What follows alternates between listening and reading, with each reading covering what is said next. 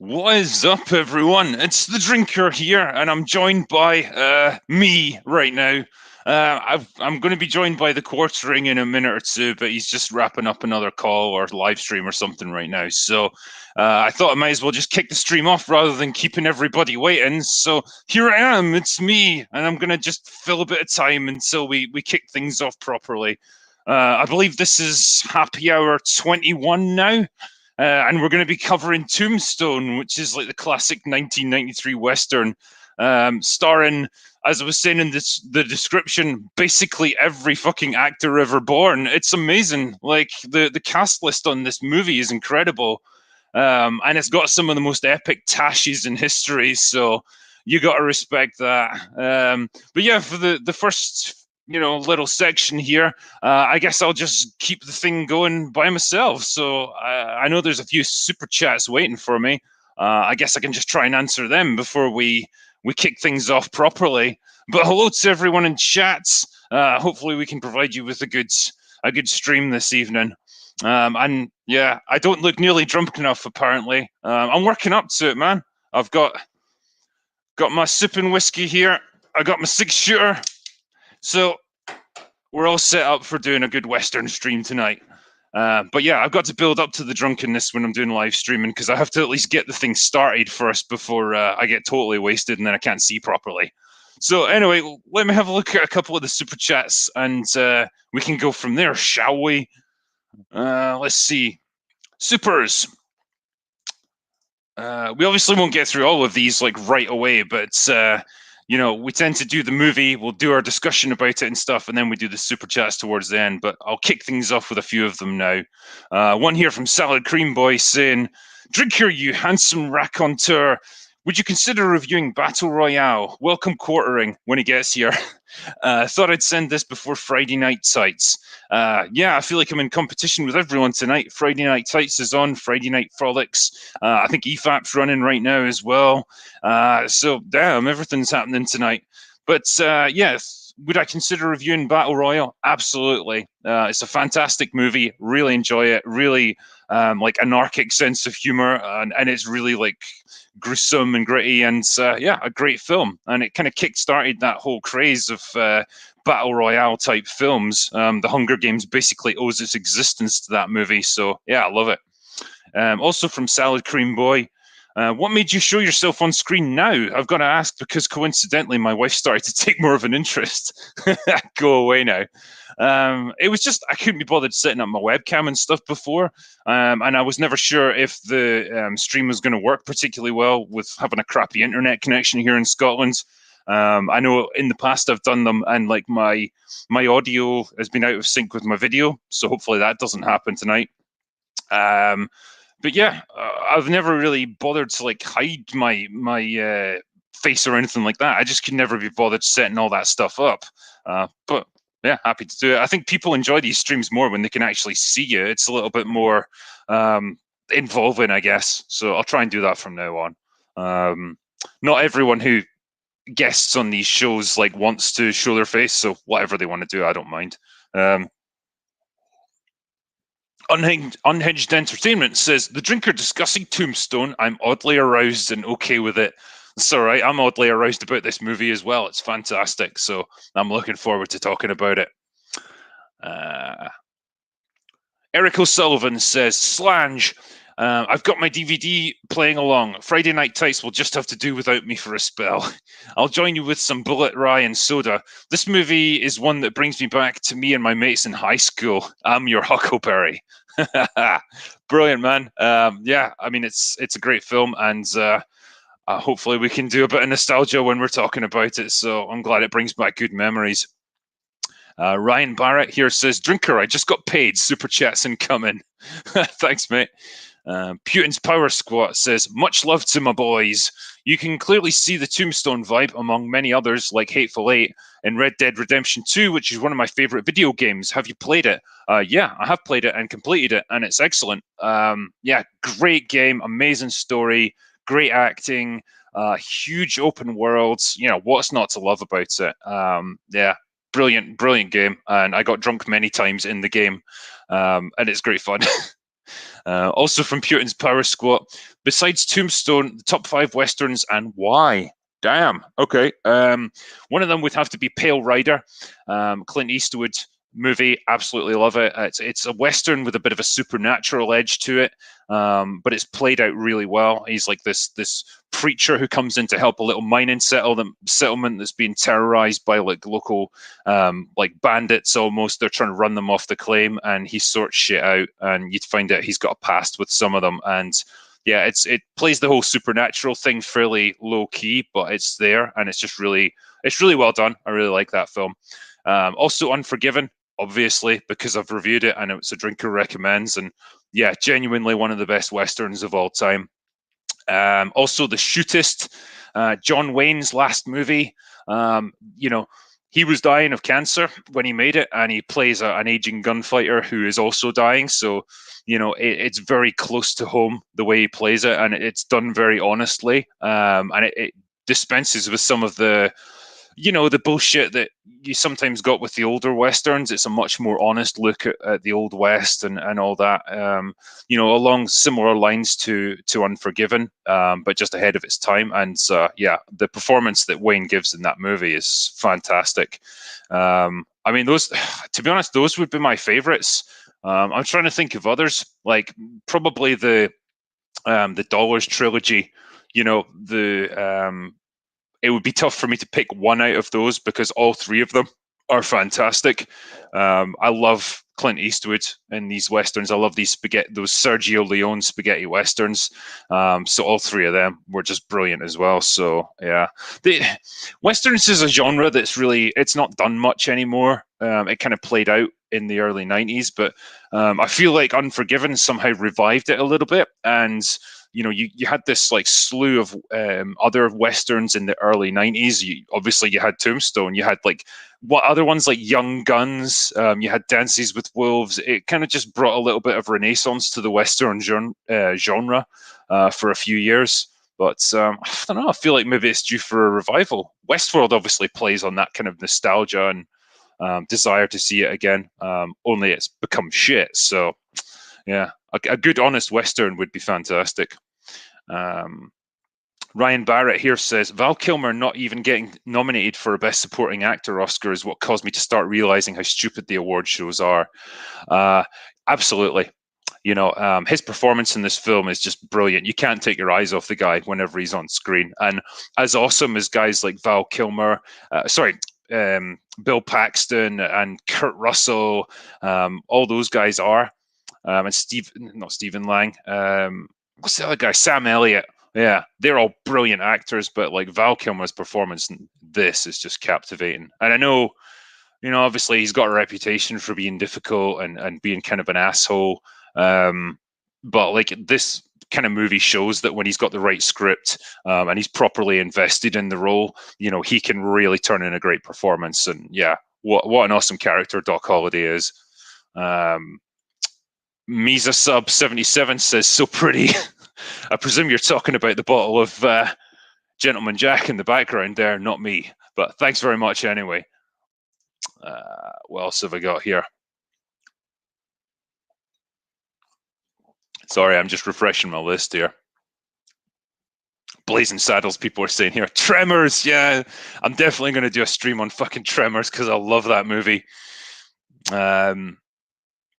Yeah, even Stephen Lang was great in Tombstone. He was, yeah. There's so many people that are in it. It's great. I can't wait to talk about it. Let's see what else we got here. Sorry, it just takes me a minute to catch up here. Yeah, here we are. So Jedi Knight Mark 35 says, "Hey Drinker, love your content. This isn't much, but hope it helps a little. Keep up the good work." Thanks very much, man. All of these donations are appreciated, and no, thank you for doing it. Benjamin Gaskell here says, "Doc Holliday, elegantly and eloquently wasted. Feels like he should have be a spiritual guru for the drinker." Yeah, I'm basically like him, except I'm not dying from tuberculosis. Not yet. Thanks for the much needed humor and sanity in these depressing times. Have a shot of red eye on me, sir. Thank you very much, mate. I appreciate that. Mark Marshall says, Drinker, have you seen Run, Hide, Fight? No, I haven't yet, but everyone's been on at me to review it, so I feel like it deserves one. I'm going to give it a watch probably over the weekend and then share my thoughts, but people have said good things about it, so we'll see what happens. I hope it's good. Ryan Barrett here says, ever watch the making of Tombstone? The director said the same thing like 100 times. All the lighting and mustaches were real. Sorry, the lightning and mustaches were real. Yeah, I did hear that the mustaches, they had to grow them themselves. And damn, there's some impressive tashes on the go here. Sam Elliott's in particular, you've got to bow down before that mustache. Like, I don't think I could equal that in my lifetime. Oh, here we go. We've got the quarter in here, so just give me a second while I bring him in.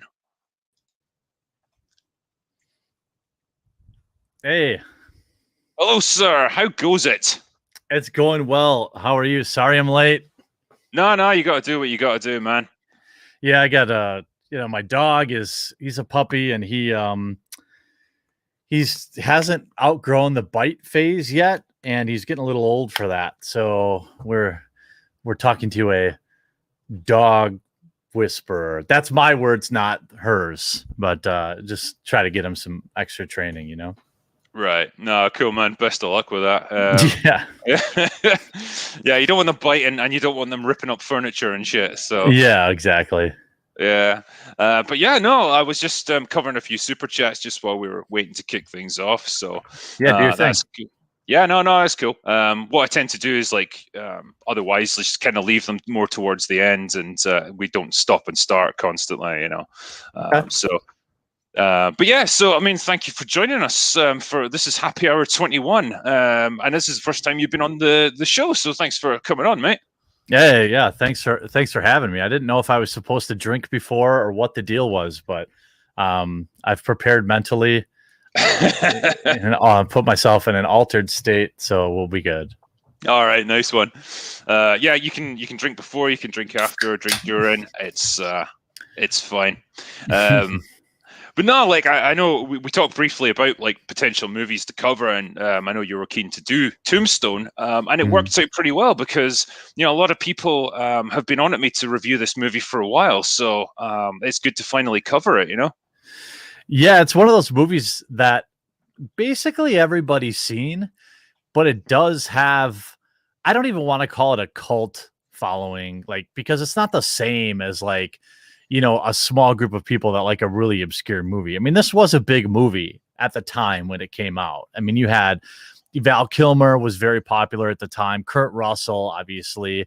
This wasn't exactly a bizarro film that people just clung to, but it's just kind of I don't know. It's to me, it's very close to a perfect Western. There's a lot of fluff that could cut, but it's pretty good. Yeah, no, very much. I mean, I watched it 20 years ago when I was a kid. It was on TV and didn't really see it again for a very long time. So when you mentioned it, I was like, okay, I need to rewatch it. And I had forgotten just how many stars are in this movie. You've Kurt fucking Russell for a start is always awesome. Yeah, there you go. You got Bill Paxton. He's great. Michael Beihn, Powers Booth, fucking Charlton Heston shows up at one point. It's Bill Paxton. He's in there too. Yeah. Bill Paxton. It's a great cast that they got for this. It's great to see all these guys together on screen. They've got great chemistry, especially the three brothers. And it's cool. Even you see Billy Bob Thornton at one point, a much younger, fatter version of Billy Bob. It's really weird to see him like that. Yeah, it's funny how it's funny to see the reverse of that is seeing Val Kilmer in this and then seeing Val Kilmer in MacGruber, where he's just gigantic and sweaty and fat nowadays. Yeah. But the crazy thing is this came out early 90s, I think 93, 94, 93. Yeah. And a lot of these actors, they weren't exactly, I wonder if this movie was a real stepping stone for a lot of these people, because a lot of these people went on to put together. I mean, Sam Elliott probably has one of the most prolific voice acting careers ever, the most recognizable mustache probably in history. And the first time I ever saw him was in this movie. Yeah, I can't think of much that he was in before this. And it's funny because he was one of those guys that was just always old. Yeah, You know, like yeah. even in this, like from like 30 years ago, almost, like he's got the gray hair and the big mustache and everything. You know, he looks awesome, but like he's not a young man, clearly. Yeah, and he hasn't aged a day in 30 years. Yeah, Like he looks exactly the same now. yeah. I think if you just start off looking old as shit, like there's nowhere to go from there. You just Yeah, pretty much stay the that's the same. key. Yeah. But you know, a lot of these guys, like obviously, you know, Bill Paxton's done a lot of things. You know, Kurt Russell's just had this incredible career. You know, he's always managed to find roles, and he's always transitioned through all the different stages of his life, from like, you know, the young kind of heartthrob roles to like the action roles to the older mentor style roles. Like he's always found something, and he's been great at that. It's always Michael Beihn that puzzles me, you know, because he was in all these amazing 80s films like Aliens and Terminator and you know, all stuff like that.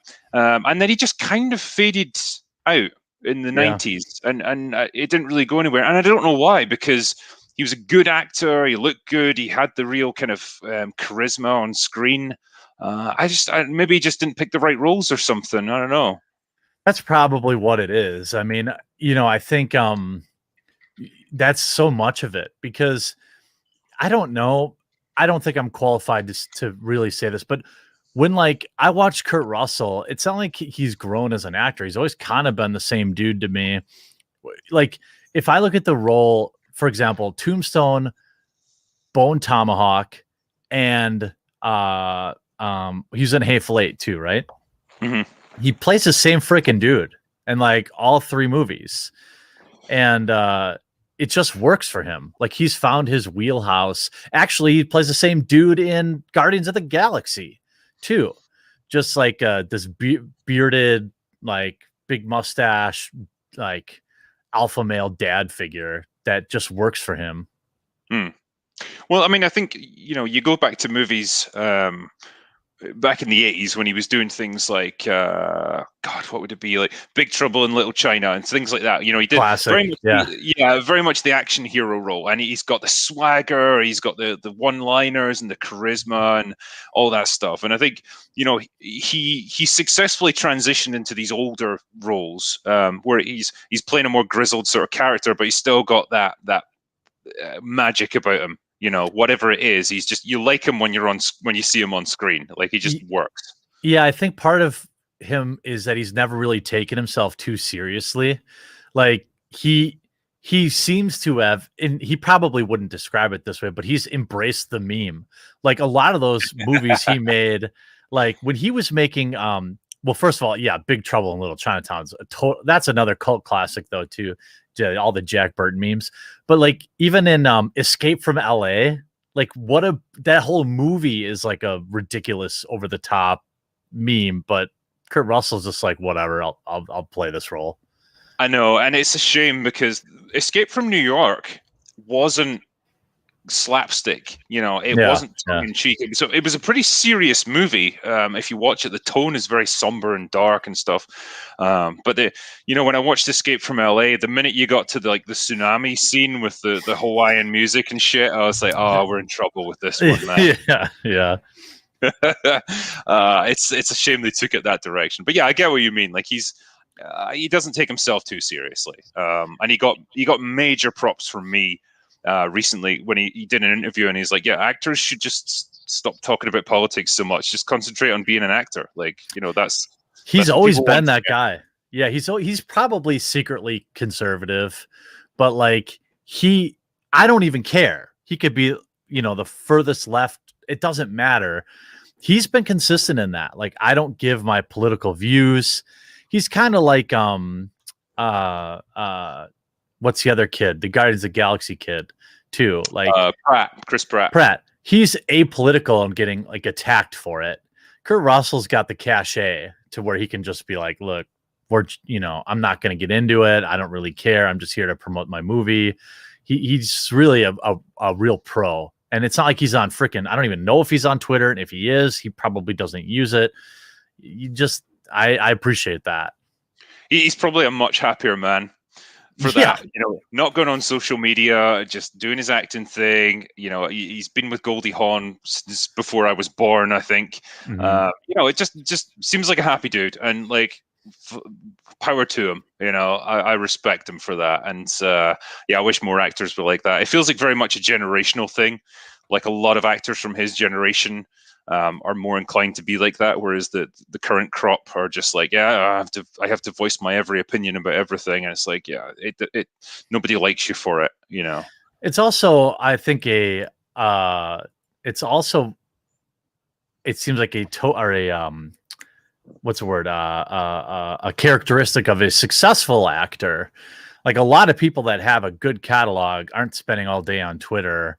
It's like these C-list actors and actresses that rely on that as the way they keep their name in people's minds, and they keep their cachet in the market up, is by having spicy hot political takes, which that's fine for them, I guess. Yeah, I mean, it works. It's just like it's not a great way to maintain your fame. But I mean, when you were talking about Tombstone there, like the thing I didn't appreciate about this film, like it didn't make a huge amount of money back in the day. When I looked it up, it was like, I think, a budget of like 25 million, which is probably like 50 by today's money. And it made about twice that in revenue. So it probably just about broke even, made a little bit of money. It was a flop back then. I mean, this is 93, so it would have been up against like Jurassic Park and shit. Like you're not going to compete with that. Like I remember back then, that thing was in the cinema for like 6 months. It was just never away. That was the first film, I think, that I really remember. Now maybe screwing up the dates, but it's like that era where like there was Apollo 13 or 11 or whatever it was, Jurassic Park. That was the first time I started seeing movies that were in the theater, like more than like it was there in winter and it was still there in summer. Like they were just so huge.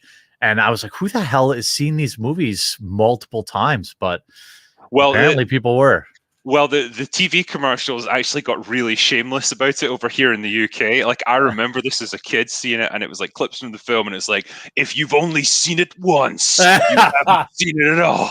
You haven't consumed enough. Yeah, literally just like, go see it again, motherfuckers. Yeah, and you know what's funny about Jurassic Park? It still holds up, in my opinion. Like 100%. Yeah, it's very still, much. It holds up. It's still impressive.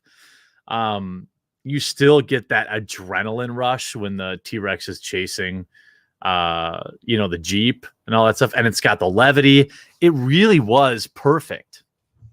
It did. And it walked that really interesting line between, the special effects, which look good even by today's standards, but they were never like over the top.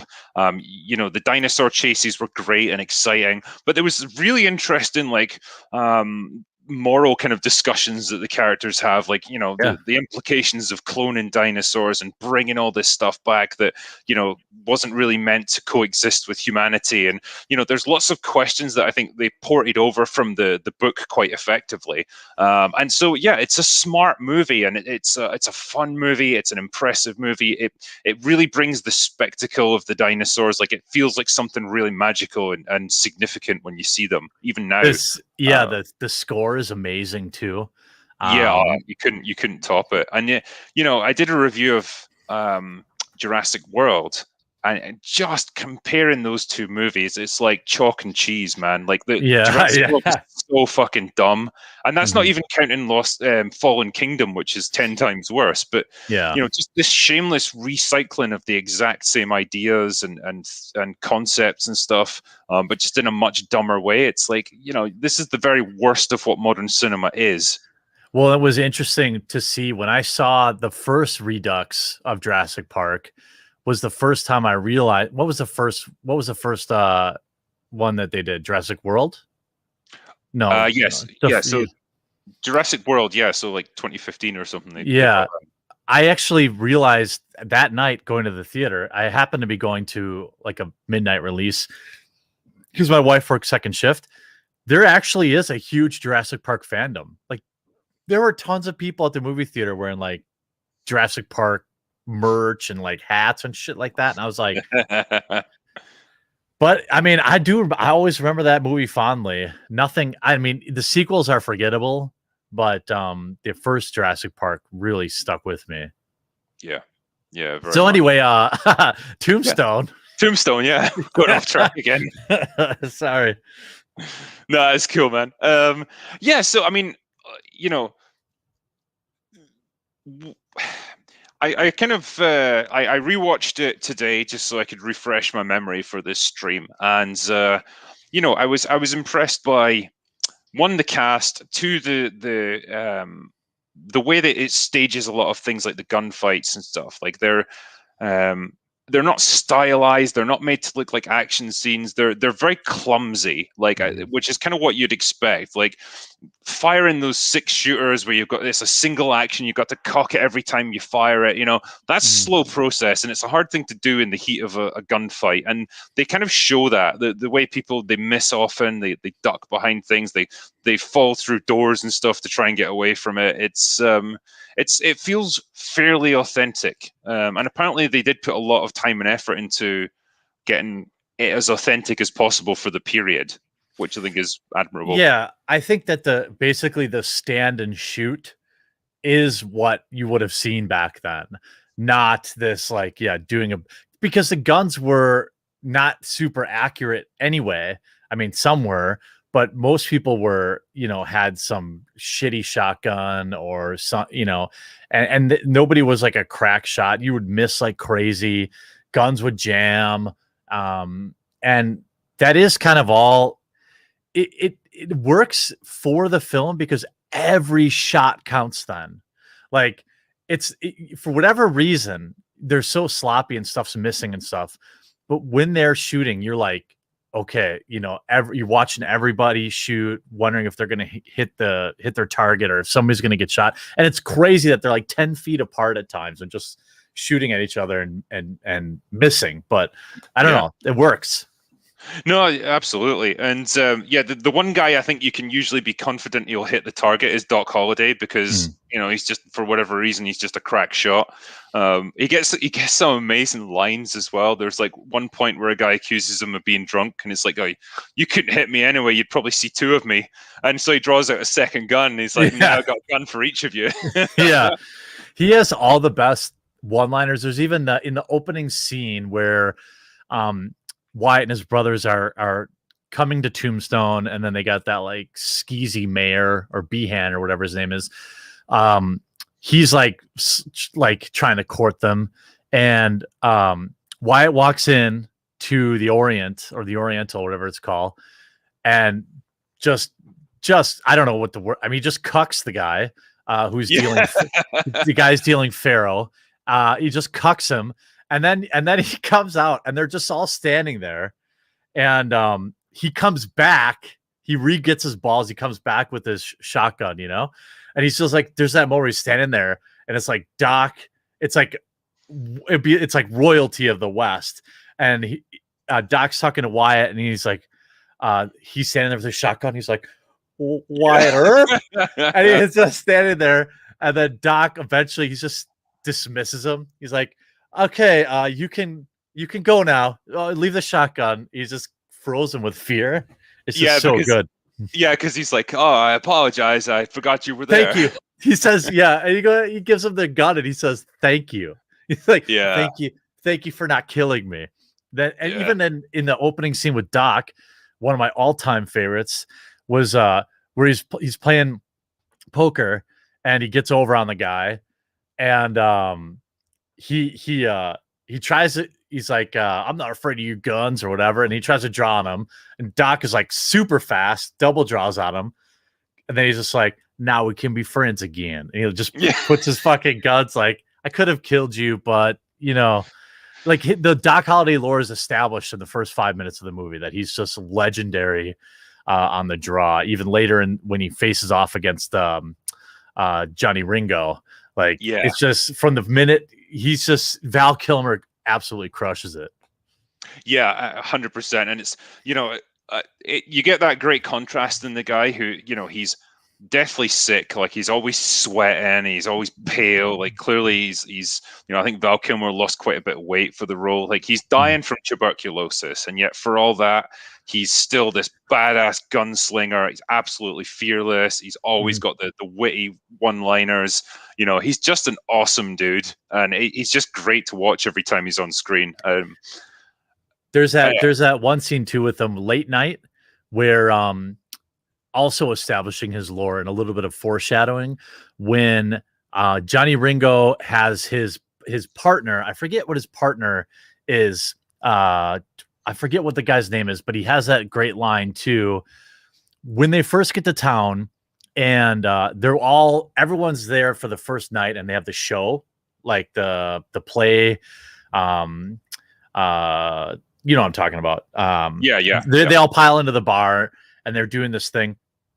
And late night, they're walking down the street and I'm sorry. Right. So Ringo leans over to his buddy and he's like, what would you do what kind of deal would you make with the devil or whatever? And he's like, I've already made it. Did you remember that? Yeah. So like, I think Billy Zane is up on stage performing. The guys start fucking shooting their guns into the ceiling to show their appreciation. Like, it's like a good night out in Scotland, man. Fucking awesome. There's like a magician up on stage. One guy just shoots the bowling pin out of his hands. Yeah. Like, they're actually shooting at us. He just runs off crying. I think Powers Booth is the one who replies to that, and he's like, "Oh, I would take the deal, and then I'd shoot him in the ass or something." And then he leans over to his partner, who later, what I was trying to get to, so he leans to his partner, says, "What's a deal what is a deal you'd make?" And his buddy says, "I already made mine." And then that's the dude later who's like, who will play for blood against Doc Holliday, and Johnny Ringo actually saves him. He's like, nah, he's just kidding. When they're like out on this, because Doc Holliday takes him up on his play for blood thing later in the streets. Yeah. I don't know where that was going. I was just remembering a sweet Doc Holliday moment. There's so many. The guy, I think he's one of those guys who's like, he never has anything that witty to say, but he's always just there like a dog barking. I'm sure he gives Wyatt a hard time when he's in the Oriental as well. He's like, "Ain't got time for no law around here, law dog." Yeah. It's like Wyatt's just like, "Fuck off, you dick." Oh yeah, sorry, Curly Bill. My bad. Ringo was the guy that made the deal with the devil. Curly Bill. Thanks, chat. You're right. My bad. Yeah. But yeah, there's that one guy. Sorry if I'm going off it. We can go back to your normal structure, but I was going to say there's also the guy from the Mexicans. I think that's who you're talking about. He's a real slime ball, and somehow he survives the entire time. Like, he should have been killed like numerous times. Remember? And then I'm trying to remember what that guy's name was. In the end, he's like running away from Wyatt when Wyatt's on his like return. He ditches his Mexicans thing, like symbolically. Yeah, the red stash. Yeah, he ditches it when they're pursuing him on horseback. Yeah. That is the kind of guy that just deserves to get gunned down. He just constantly he wimps out of everything. That was one thing that really pissed me off. Now, they did later in the movie say that he ended up getting arrested, but I wanted my Ike. Yeah, Ike. Thank you, chat.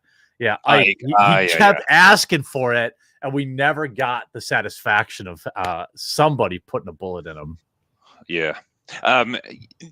So, I mean, I guess what we just to give people a little bit of context for all of this stuff, the idea is that Wyatt Earp is, he's retired from lawmaking as a profession, and he's moved out west to Arizona with his two brothers and their wives and stuff. So they're all trying to make a new life here in Tombstone because it's like it's a boom town. There's like silver being discovered nearby. So it's just your classic, get rich quick kind of town. And like you say, the local, I think he's like the county sheriff there's so many characters in this, it's sometimes hard to keep track of them. And there's the town sheriff, the county sheriff, the federal marshals, the mayor of the town. Like, there's so many. Yeah. But yeah, he's kind of like the slimy guy who's just trying to be their friend on everything. They're not really having it, but he's useful up to a point. And they pretty quickly get introduced to Curly Bill, who's like the leader of the cowboy posse. And that's what they call themselves, the Cowboys, and they're like the local gangsters. And they all identify themselves with that red sash that they wear. And it's kind of a funny relationship because the town kind of tolerates them up to a point, because I guess they bring in lots of money. Like, they use the saloons and the whorehouses and the casinos and stuff in town, so they're tolerated. But they eventually like start causing too much trouble for them to let go. They're the only economy that the town has is booze, drugs, and women. Like, so, ultimately all they ever have are the gangsters spending money there. Yeah. And it's, I love that setting. Like, there's just something endlessly fun and adventurous about that Western frontier town kind of setup. The dusty saloons and just the wild tracts of prairie, like for hundreds of miles in every direction. These little outposts, and it's such a great time. It's such a great setting for movies like this. I know it's been done to death. There's been a million westerns over the years, but it's always fun to watch. It had to be pretty cheap to film too, if you think about it. Like, everything got filmed basically in like a couple of open fields and that small town, that small set, basically. I don't know if they actually used a real town or not, but it looks pretty it looks like it was made for a film. You know what I mean? Like, all the buildings were really new and stuff. And yeah, like you say, the budget wasn't huge for this film. It was like 25 million. So it wasn't much to make. And I guess guys like Kurt Russell would have cost quite a bit themselves. So yeah. He was still a big star then. So this was, when was Roadhouse? Like, that was Swayze. That was Swayze. Yeah. Yeah. I'm trying to think what was Kurt Russell doing in the early 90s? So he did Tango and Cash in like 1989, 1990. That's with Stallone, right? Yes. Yeah. He did Stargate in 94. I think he did things like there was one, I can't remember what it was called, but it's like his wife gets abducted by truckers or something and he has to go. Oh yeah, what was that one? Check and might maybe help me out here. Is it Roadkill or something like that? Not sure. Breakdown? People mentioned Backdraft as well. He did that. Yeah, that was late 80s, early 90s. Breakdown. That's it. Breakdown. Yeah. Another good film. And then I don't know much after that. Maybe he wasn't that big then. Maybe. Not like a mega star, but like a guy who probably would have cost a few million to get. Yeah. Val Kilmer too. He was not nobody back then. Oh yeah, I mean he was the early 90s was when he was riding high. Mm-hmm. He'd done Top Gun. I think he was getting prepped to do the Batman movies. He did Island of Dr. Moreau, which just about killed him. Yeah. Poor Val. Yeah, he's made some bad choices, but yeah. So all these various actors that they had, none of them were like mega stars, but all combined together, they probably cost quite a bit. So sometimes the budget shortfall shows up. Like, there's a scene where Kurt Russell's out in the rain when his brother Bill Paxton's been killed, and he's kind of walking around with blood on his hands, and like you can really tell there was like a rain machine right over him, but nowhere else. Yeah, because the rest of the street's dry apart from where he's standing. That's probably how it felt for him. He was like the Charlie Brown with the rain cloud just hanging over him. There's a lot of rumors that he basically directed this film because the original director that they brought in, he was a screenwriter, and then this was his first directing gig, and he was really struggling. Like, having to direct a major movie. He just kind of fell apart under the pressure, and so they had to bring in George Cosmatos, who directed one of the Rambo movies, and so he was like getting brought in, and they used that opportunity, I think, to rewrite the script. They cut loads of stuff out because I think this was going to be a 3-hour job otherwise. They could have cut another half hour probably too. There's a whole lot of stuff in this movie, like a lot of subplots, a lot of characters that don't really get the screen time that they need. But I think Kurt Russell did a lot of the rewrites to trim it down, and then he pretty much directed most of it. Like a lot of the actors in it have said, yeah, Kurt did a lot of work on this, and the other guy was just there, almost as a figurehead because they didn't want to say that Kurt Russell directed it.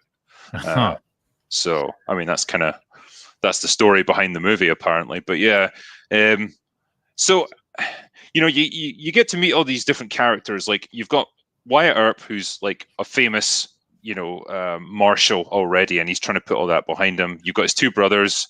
Bill Paxton's like the young kind of enthusiastic one. Sam Elliott's like he's older and he's a bit more thoughtful about things. They've got Doc Holliday with them, who kind of joins them out there. Man, excuse me. And they just want to make a business out there, and pretty soon they've got shares in this this saloon because Wyatt Earp clears like the shitty dealer out of there, and they're doing okay for themselves. But they pretty soon start to run into the cowboy gang. And that's when you get this really cool scene between Johnny Ringo and Doc Holliday, where Johnny does this amazing gun spinning routine. And shit, man, he must have been practicing that for weeks. Like I don't know how many takes that must have done, but yeah, it's awesome. But then Doc Holliday does the same thing with his drinking cup. yeah.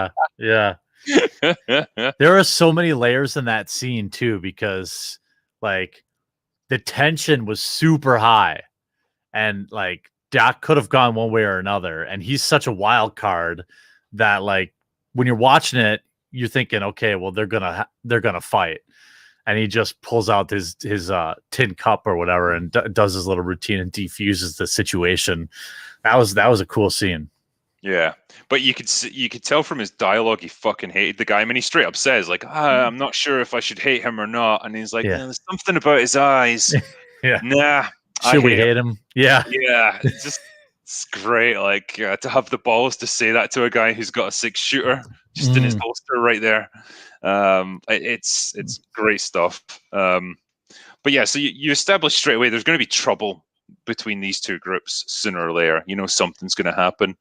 And they're on a collision course because they can no longer pursue their straight business because now they have to clear out the Mexicans. Otherwise, I keep saying the Mexicans. Let's call them gang. The gang. Yeah. Stop being so racist, Jeremy. God damn it. Stop with Mexicans here. Yeah.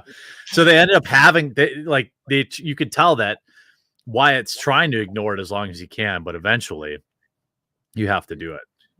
Yeah, so I mean, he's very much he doesn't want to get involved, and he's the last one to do it. And I think it's Sam Elliott, his character, who's the one who makes the decision. I can't allow this to happen because they're terrorizing the local people. People are afraid to walk across the street. There's gunfights happening randomly. There's one scene where Curly Bill is they've been in an opium den, and so he's high as fuck, man, and he wanders out into the street and just starts shooting things. He starts shooting the moon for some reason. Yeah, howling at it. Yeah. God, I hate that moon. And the local sheriff goes out to try and arrest him, and he just the movie plays it a little bit coy because he's handing his gun over and then it goes off, and it's almost left up to your imagination whether he meant to do it or not, but he probably did. He did. But he did seem to regret it. I think maybe he was just so high. It's plausible because his reaction right after he pulled the trigger was not one of he seemed to be, because everyone kind of liked that guy. Remember they were saying before he went out there, you don't have to go out there, man. and he's just like, oh well, somebody's got to, and then he ends up. I think it's him. Is he talking to Sam? He's talking to somebody, maybe Wyatt, and he's just like, nah, I got to, and then he ends up getting killed. Yeah, I mean, you can tell he's scared when he does it. Like his hands shaking and stuff. Like he knows, he probably senses there's going to be trouble from this guy, but he can't let this stand. And so yeah, he goes out. The man's handing over his guns, and one of them goes off and kills him. And he's like, he's putting on the act of, oh no, what's wrong? I didn't mean for it to happen. Yeah. And again, this is real. Apparently, this did happen in real life. So Wyatt goes out and subdues him. The town people want to lynch him, but Wyatt actually argues not to. It's like, we got to put him in front of a judge and they can sort this out. And I think he gets acquitted. Like, it's kind of, there's like a line later on where it's pretty much, there was no witnesses to it actually happening. We can't prove anything. We're going to have to let the guy go. So that sets them on a collision course then. And so, yeah, Sam Elliott is the one who first becomes like a sheriff. I think Bill Paxton follows suit, and Wyatt is just still reluctant to get involved. Well, he's pissed. He when he comes in, him and his older brother, they go at it because Wyatt still does not want. It takes his brother getting shot for him to really get involved. Yeah, I mean, well, they do have the gunfight at the OK Corral because I think he requests to be deputized so that they can do that. That's keep slightly later, but he is the last one to get involved, and he's really reluctant to. But there was the other thing I'd forgotten to mention is, like, they're all married to some extent, and Wyatt's wife is just some fucking drug addict nut job. It's just like, I think they imply that they're basically like working women that they ended up marrying. But yeah, she's just a crotch like the entire time. She's hooked on opium or whatever laudanum is, morphine or whatever. Yeah. And she's like, the very first minute you see her, then like later at night, she drinks the whole bottle or whatever, and Wyatt's like, oh, well, is that the brand new bottle that you just got there? Yeah. And she's like, I don't know, I've gone through a lot of bottles of this shit, man. Well, wasn't there a moment in the movie when he opens her dresser drawer and it's full of like empty laudanum bottles and stuff like that? I feel like I remember that. Maybe that wasn't in there.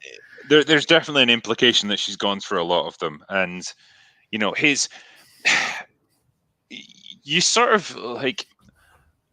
It's a tough one to describe because the script does her a really shit sort of disservice where she's never given any redeeming qualities. She's just this asshole who like is a total dead weight on him.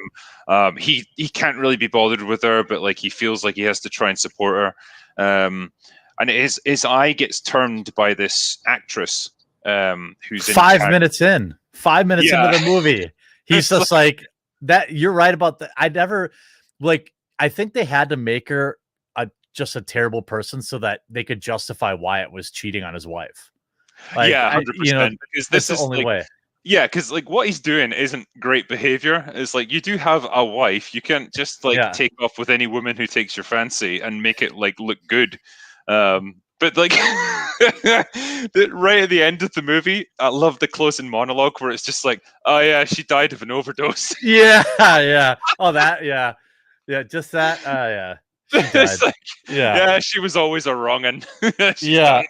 That was an example of a character that just never needed to exist. Like, it doesn't change the movie at all if she's not even there. Yeah, I mean, I assume they had to. I assume the real Wyatt Earp was married. He must have done. Yeah, and maybe they were trying to keep it like somewhat accurate to that, but like, so she's not really in the movie much, and she doesn't do much, and she's just kind of an anchor on him when she is there. But like, there's this traveling group of actors in town. Billy Zane is one of them. It's really fucking weird seeing him, but this girl kind of turns his eye and she catches his attention. And it's weird because she's kind of not as hot as his actual wife, but she's not crazy and she's not addicted to morphine. So that's a plus. These are pluses, yeah. Yeah. So there's kind of a romance between them that gradually develops over the course of the movie. Like they keep running into each other. You know, they go horse riding How together. about that horse? How about I've always thought that horse riding scene was just, God, please, it's just bad. Like when they're like, whoa, that mare's in season. Well, it looks like we're gonna have to run it out of them. And then like cue this like weird music, this like cheeky music where they're like, oh, I just hated that.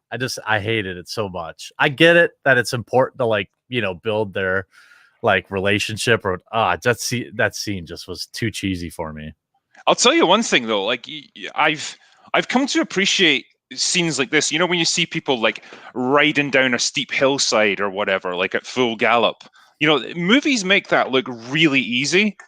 But like the one time I went horse riding, it's scary as fuck, man. You feel like you could die at any moment. Yeah, all your weight's going forward. You know, yeah, you those gotta things lean will back. kick you off really easily if they want to. And so, like, the idea of going down a hill on one of them is like, no, that seems like I'm going to die if I do that shit. So it's always funny now when I see it in films. It's like, oh, that must have been quite hard to shoot actually, and especially when people like get thrown off or, you know, they leap off the saddle or they're firing guns from horseback. You know, that's impressive stuff that you don't really appreciate. Yeah, and they had less, you know, things. Now they probably had stunt men and women, but you know, still, they're still riding the horse for quite a long time, where it's clearly not a stunt rider. So it was all right. It was just like one of those that goofy scene kind of fit into the vein that they had a couple other scenes in the movie too that just, you know, it should have been 2 hours long, not 2.5. But I get it. Maybe I look back at it now and that scene's important as a break from all the intensity and stuff like that. And you see the human side of Wyatt. So, I mean, I suppose maybe it's important. It's, you know, the conversation they have, like she has got the attitude of a woman from 1993 rather than like 1880 or whenever this is set. You know, when she's talking about like, I want to travel the world. I want to have room service. You know, I want to fuck as many men as I want because I find them attractive. It's like, right. You know, that works in a modern context, but I feel like that's not what a woman in that time period would say. It just feels like a bit inauthentic. But I guess the point they're trying to make in this film is that she's just a free spirit, and it sort of gets his attention because it's the opposite of what his wife is like. Well, she was super rich too, I think. Yeah, you find that out later. That worked out nicely, didn't it? Yeah. But that, I mean, so like if you put it that way, that, you know, she had all that money, then maybe. But you're right. That's more of a modern day thing, I suppose. In this time, you know, I don't know. But yeah, that was a good score for Wyatt. Yeah, he did well. Like always, you know, try and date a rich girl. It's a good bet, you know. Yeah. If the option presents itself. Yeah, 100%. So yeah, like that's their kind of attraction there. But the trouble brews with the cowboy gang, and so it kind of culminates in the gunfight of the OK Corral, which obviously a legendary gunfight in Western history. And it's basically just they've outlawed guns in town. And so these guys have come in with their weapons, and so they need to be disarmed, and they know there's going to be trouble. And so that's when Wyatt gets deputized by his brother so that he can go in and do it legal. Doc, you know, too. Doc is there, yeah. He's got a shotgun. And so they go in, and you get the first big gunfight of the film. And it's, you know, I like how it's played out as something significant. Like the idea of like gunning down a man in the street isn't just something that you can just do. You know, it really has repercussions, and you know, it's Bill Paxton's first time of killing someone, so he's really shaken up by it. And you know, I like that. Like it plays it fairly realistic. You know? Yeah, the fear and the tension in that, even when like they come in, you know, and Wyatt's still trying to be like, hey, like let's not do this, and then Doc gives the guy the old like the kissy lips, and then and then the other guy cracks, and then like Wyatt's like, oh my god, and then they just have to waste everybody. Yeah. But it goes back to what I was saying earlier, where it's like the gunfight is kind of clumsy, and people they aim and miss, and you kind of have to pick your shots wisely when you've got a 6 gun, because you've only got 6 shots and you can't just go capping them off like a machine gun. And so you get that kind of one guy like takes cover in a building, then runs away. I think that's like asshole you were talking about earlier. Him. Yeah. Keeps running away from everything.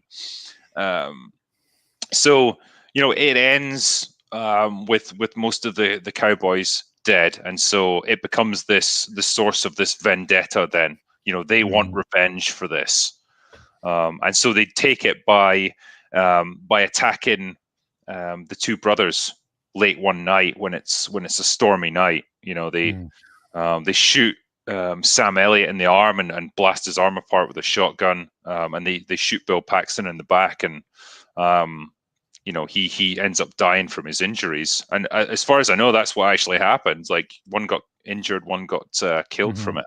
I think so too. Yeah. And so that's what finally pushes Wyatt over the edge, and that's when he swears revenge against them. And he's just out to kill them now. Yeah. Then the movie gets dangerously close to like modern day shooters. There are scenes, particularly the one with him crossing the river late in the game. Like, he's just a man possessed, and like, you don't want to pick it apart too much, but like him just like walking into gunfire with no cover and just like, no, like the slow motion. That got a little too fancy with that. Yeah, I agree. Apparently, because I was curious to know if this actually happened. The gunfight at the river did happen, and apparently Wyatt did go out and square off against Curly Bill, who fired at him with a shotgun and missed. I think maybe he was too far away, because they're limited range, and then Wyatt pretty much gunned him down with a shotgun, pretty much blew him in half with it, and so. Either way, like, it's a funny one, because Powers Booth, I assumed, was going to be the main antagonist of the film. Yeah.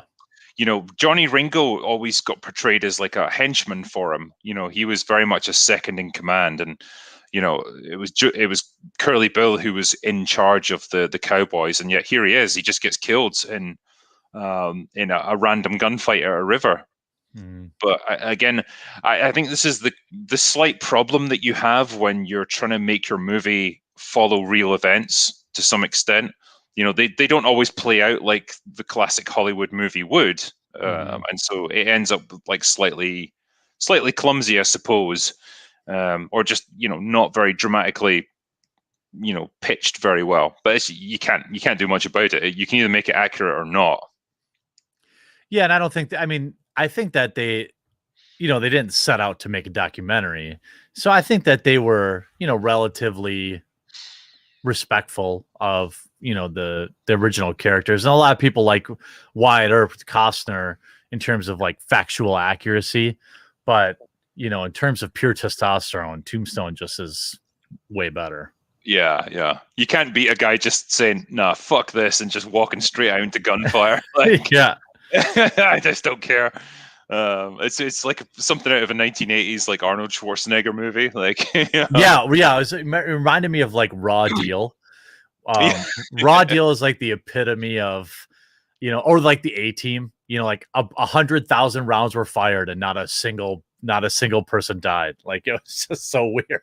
Well, I think Commando is the one Az and I have talked about a few times, where Arnold's just striding through like an entire fortress, like gunning people down. Nobody can hit him even once. Yeah. And he still has time for his sweet one-liners, which make that movie.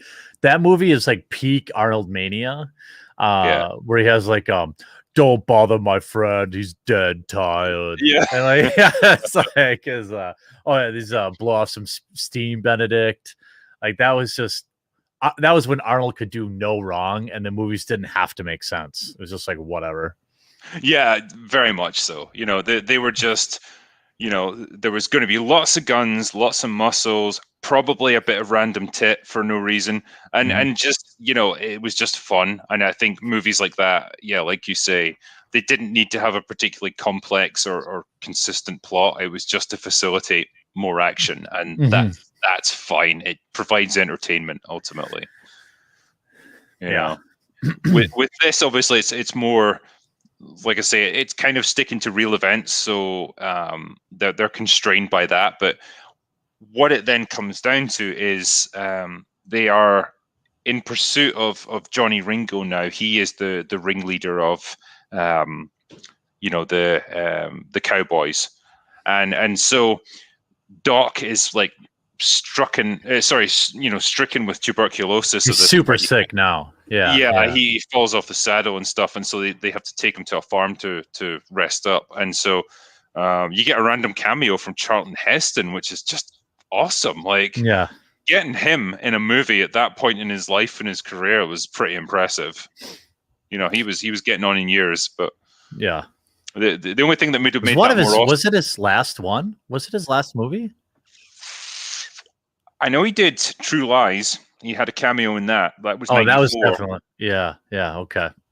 So getting But there. Yeah. you're kind of you're almost at the end of his sort of career, I guess. The only thing that would have made that more awesome is if they'd had Clint Eastwood there as like the ranch owner. Like, but Can you after doing imagine? Yeah. after doing Unforgiven, like, there's no way he was going to do another Western. No. He still does his westerns. I think nowadays are still kind of Western-esque. Even I think that film, what's the one with the car one? Gran Torino. Gran Torino, like it plays out a lot of the same kind of Western feels, and like it's his redemption tales. It would have been cool to have Clint show up there, or even John Wayne. Yeah, I mean, he died in like the late 70s, so you Oh wouldn't, yeah, so you'd be struggling all to right. get John Wayne, man. Yeah. John Wayne, um, bot, yeah, Well, mannequin. what I didn't realize until I looked it up was like that. You know how you get narration at the beginning and the end of the film? It's Mhm. Robert Mitchum who does that. Another famous Western actor. Mhm. Who obviously would have been very old by that point as well. But like, to see him on screen again would have been pretty cool too. But yeah, Charlton Heston at a pinch, he'll do. He's pretty cool. Yeah, yeah, that's fine. Yeah, Um, yeah, that whole exchange, probably the most memorable line leads to probably the most memorable line of the movie. I don't want to jump too far ahead, but like the that whole sequence of the film for me, just that's what like makes me well up some man tears. Like I'm just like, oh man, like that's true.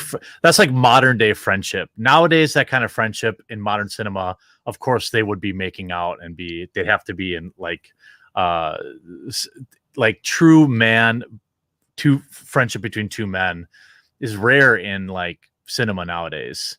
Now it's like, oh, if two men are great friends, well, they must be romantic partners as well. But they really loved each other, and you saw that like in that 5-minute sequence in the film.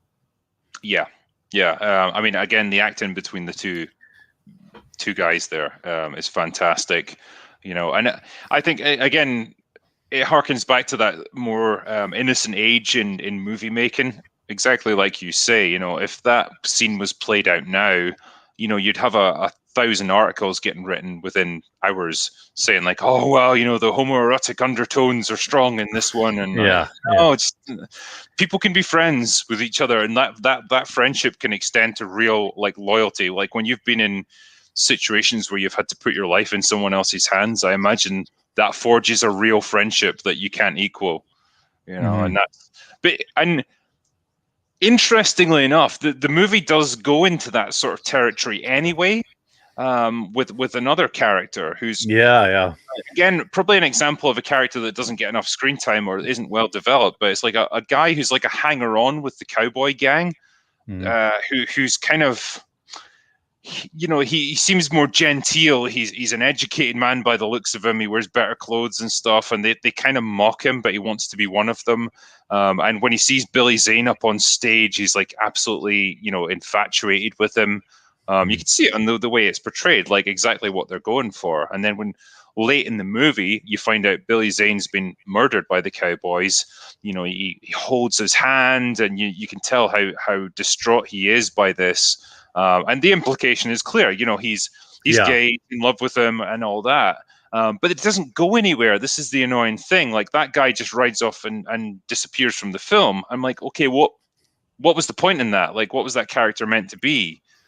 Yeah, and for me, it was too, like, saying, when I had seen this movie, by the time I had seen this movie, Jason Priestley was already a big deal because of Beverly Hills 90210, I think he was on.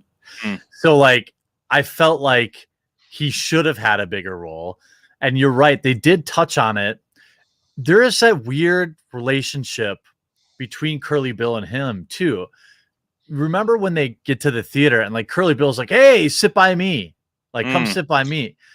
Like, there's, I felt like, okay, is he like, is he a hanger-on that they all mock? Or is Curly Bill and him, like, is Curly Bill like him? Like, is he like his bitch or something like that? Because I'm not sure.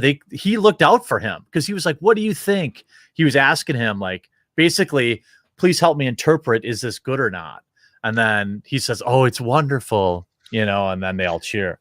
Yeah, I think what they were doing there is, like, it's almost like when the bully at school befriends, like, a nerd to get him to do his homework for him or something. Like, it kind of felt like that. So it's almost like, I'll kind of protect you here, as long as you help me out a little bit. I might need Make your me look knowledge. smart.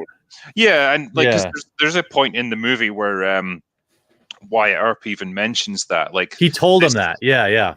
He says, like, all they ever did was laugh at him, but he's acting like he's totally loyal to these guys. Like, why? They don't respect him. They're not his friends, but he can't see that yet. And it's only late in the movie where he realizes, no, these people are out of control. I don't want to be part of this anymore. And he leaves them, essentially. But I don't know. It just felt like they could have done something else with his character, like maybe helps Wyatt out or something.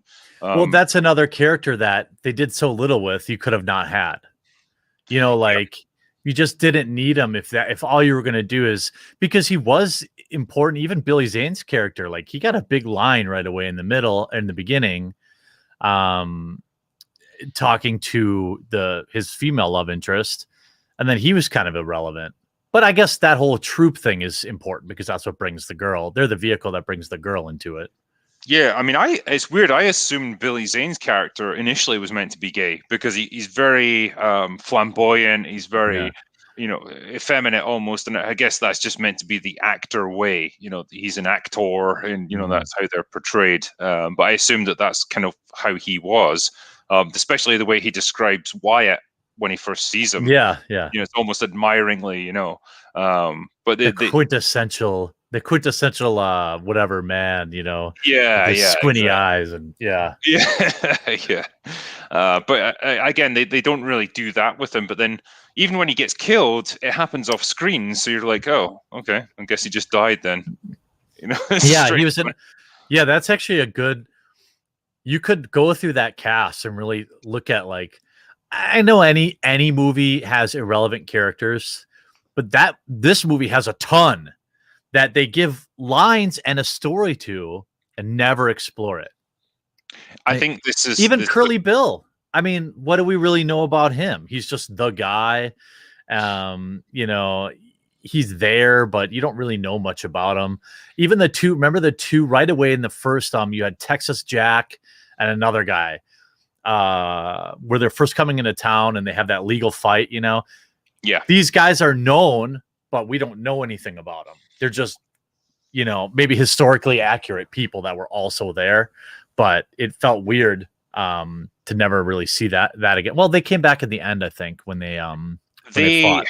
Yes, and I think they were with Michael Rooker. They were all part of that same group because they kind of abandoned the cowboys at one point. Like, he threw away his sash and he's like, look, they've gone way too far. I'm not part of their gang anymore, and I'll join you. And then he gets murdered and, like, dragged behind a horse kind of thing, and you see like, corpse show up. It's weird because every so often this movie will just throw in like bits of real gore like that. It's like faces all fucked off and like, speaking of real, just side note without derailing you, two things. I'm noticing the subtle flex you're doing to me with the forearms. I see that my camera zoomed in. I think I need to put some up here. Yeah. But then did you, I'm sure you saw Bone Tomahawk. Yeah, well, no, I haven't seen the whole movie, but I've seen the scene. Yeah. Well, that's not just the only spot. Yeah, but it's a good movie. Don't judge it by that one scene. It's not like gore porn. It's really good if you like westerns. Give it a try. Yeah.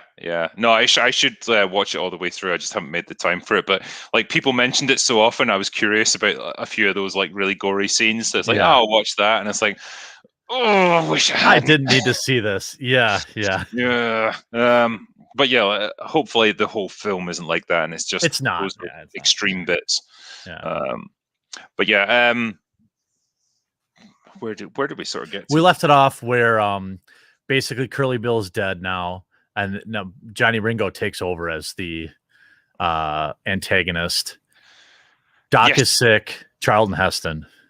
Oh yeah. So Wyatt's been challenged to take him on one-on-one. Like a duel.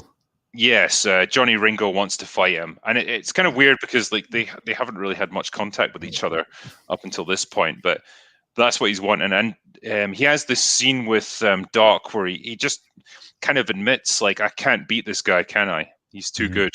And Doc's like, no, you can't. And he wants to go with him, but he's apparently too sick, and so he can't.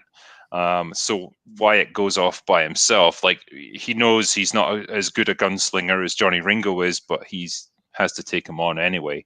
And so you get that pure kind of toxic masculinity. Like just man.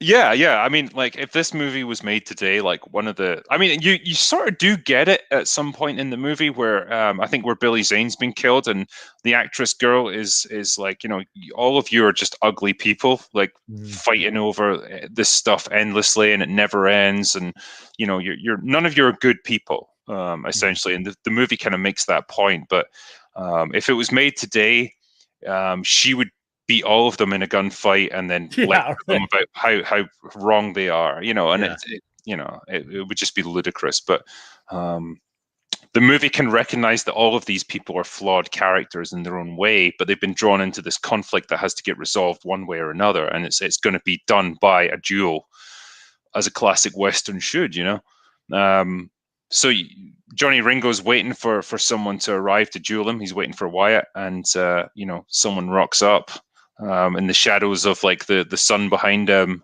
and he comes in and he thinks it's Wyatt, and then it's fucking Doc. It's like, oh, I'll be your Huckleberry. Yeah. Just sweaty upper lip, sickly, smoking a cigarette. Like it was great. Well, yeah, I mean, this guy who's just barely hanging on, really, at the end of his life, but he's willing to put it all up for his friend. He'd rather take the bullet for him. And again, just a great example of the power of friendship and loyalty and brotherhood. That it would almost be frowned upon today, but that's played out perfectly in this film. And again, this is kind of historically accurate. Like, as far as I know, Johnny Ringo was killed. He was found with a gunshot wound to his head, and no one quite knows who killed him. But the theory is it was Doc Holliday who stepped in for Wyatt. But anyway, yeah, that led to I think this already happened, but to pile onto the good feeling about two dudes being friends. There's the famous, the fucking line, right? Like, heck, man, I got a lot of friends, and I wouldn't do that. When he's talking about helping out Wyatt, and Doc's like, yeah, well, I don't. And he's just like, fuck, man. Like, it just makes you like want to like reach out to a friend of yours and be like, hey, man, I got your back.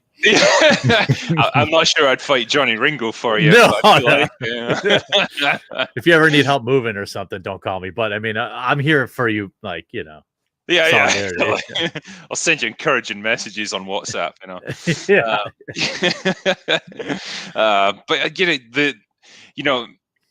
the balls that it must take to get into a duel with someone like this, where you're right in front of each other, that one of you is going to die, and you're just waiting for one of you to reach for their guns. It's great. It's well played out. They're sort of circling around each other, and yeah, like Ringo goes for his gun, and Doc's just faster than him, puts one through his head, and you get this really kind of awful scene where he's like staggering forward with like half his brain blasted out, and he's like, breathe. It's like, damn. Doc's just like, he's almost like encouraging him to keep trying. You can do it, you can do it. Yeah. But he falls over and dies, and that's kind of him taken care of. And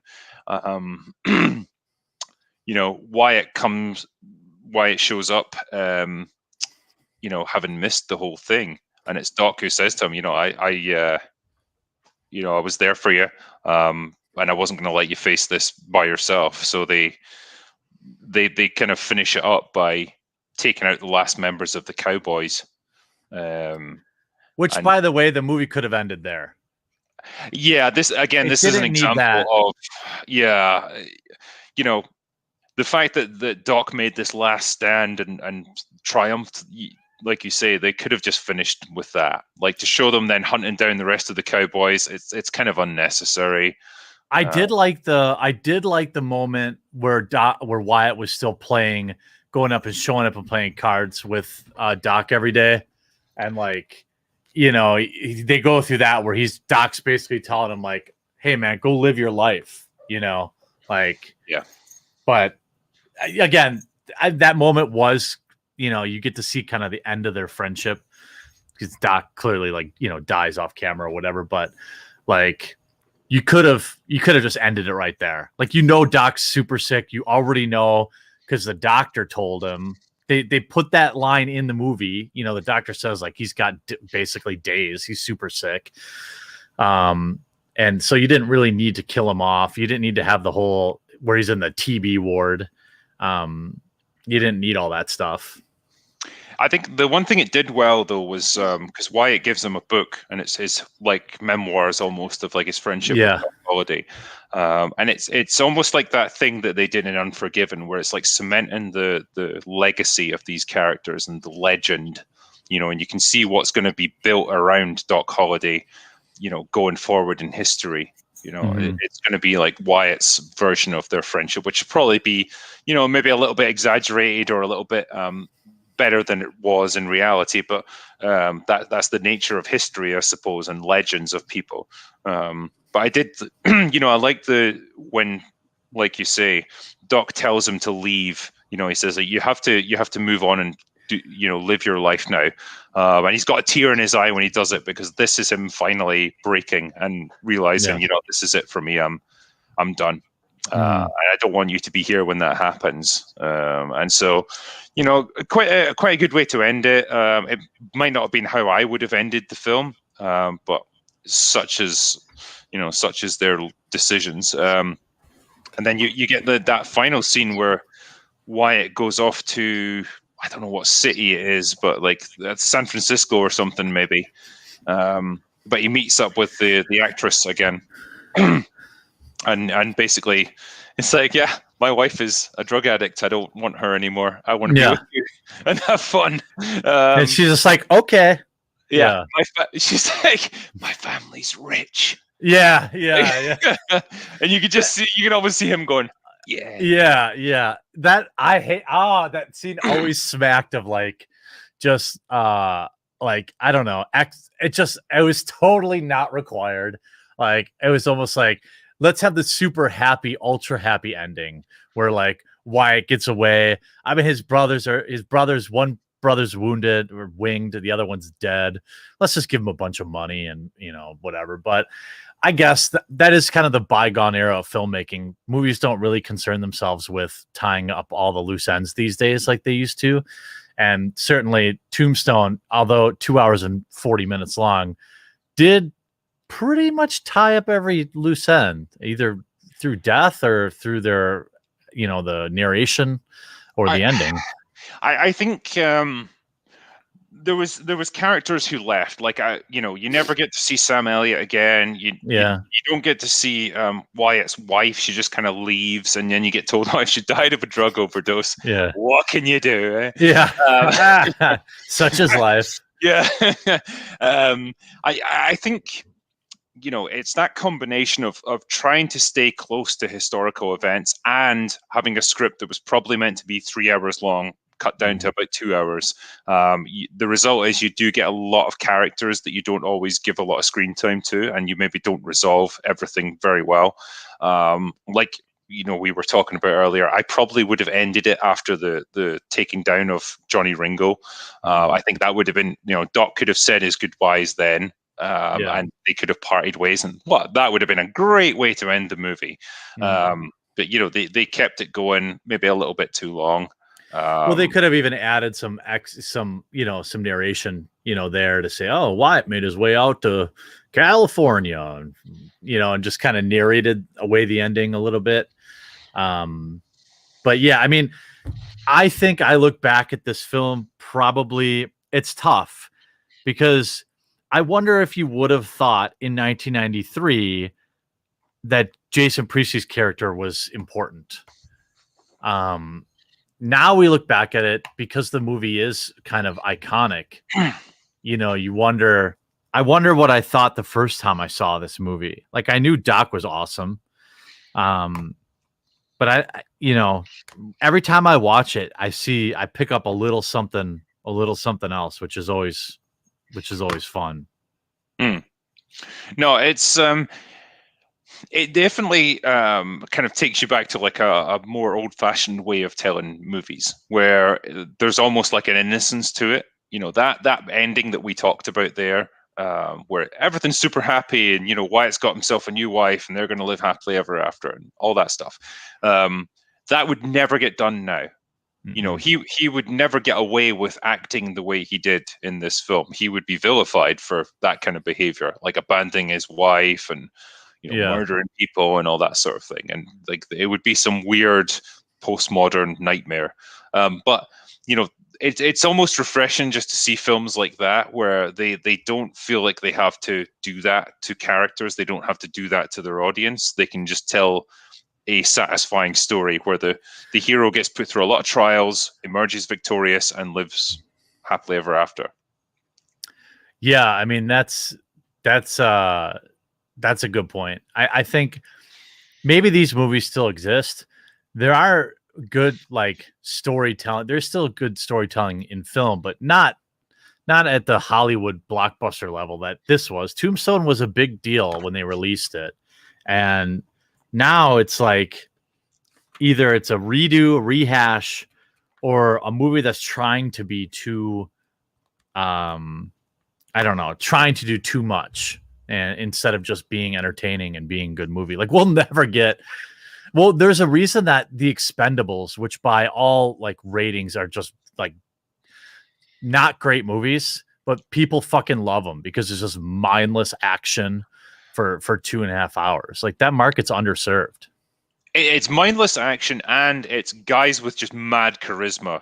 Yeah, which again you don't get much of nowadays. Like the kind of actors that you get coming out of Hollywood now, they've rolled off a fucking assembly line, and they're the most boring people on earth. But like, guys of that era from the 80s, like Stallone, Lundgren, Schwarzenegger, Van Damme, like, they've just got something special that you just rarely get now. Yeah, I mean, even you can see Van Damme do like his. I don't know if he was a big star like in the UK, but when he did in his comeback tour, he did a fucking GoDaddy commercial, and it was like everyone lost their mind because he could still do the splits or something like that. I feel like it was during the Super Bowl. Like, people love these actors from that era, and that's just, you don't have that nowadays. Like, maybe you could maybe somebody like Chris. Why do I keep forgetting his last name?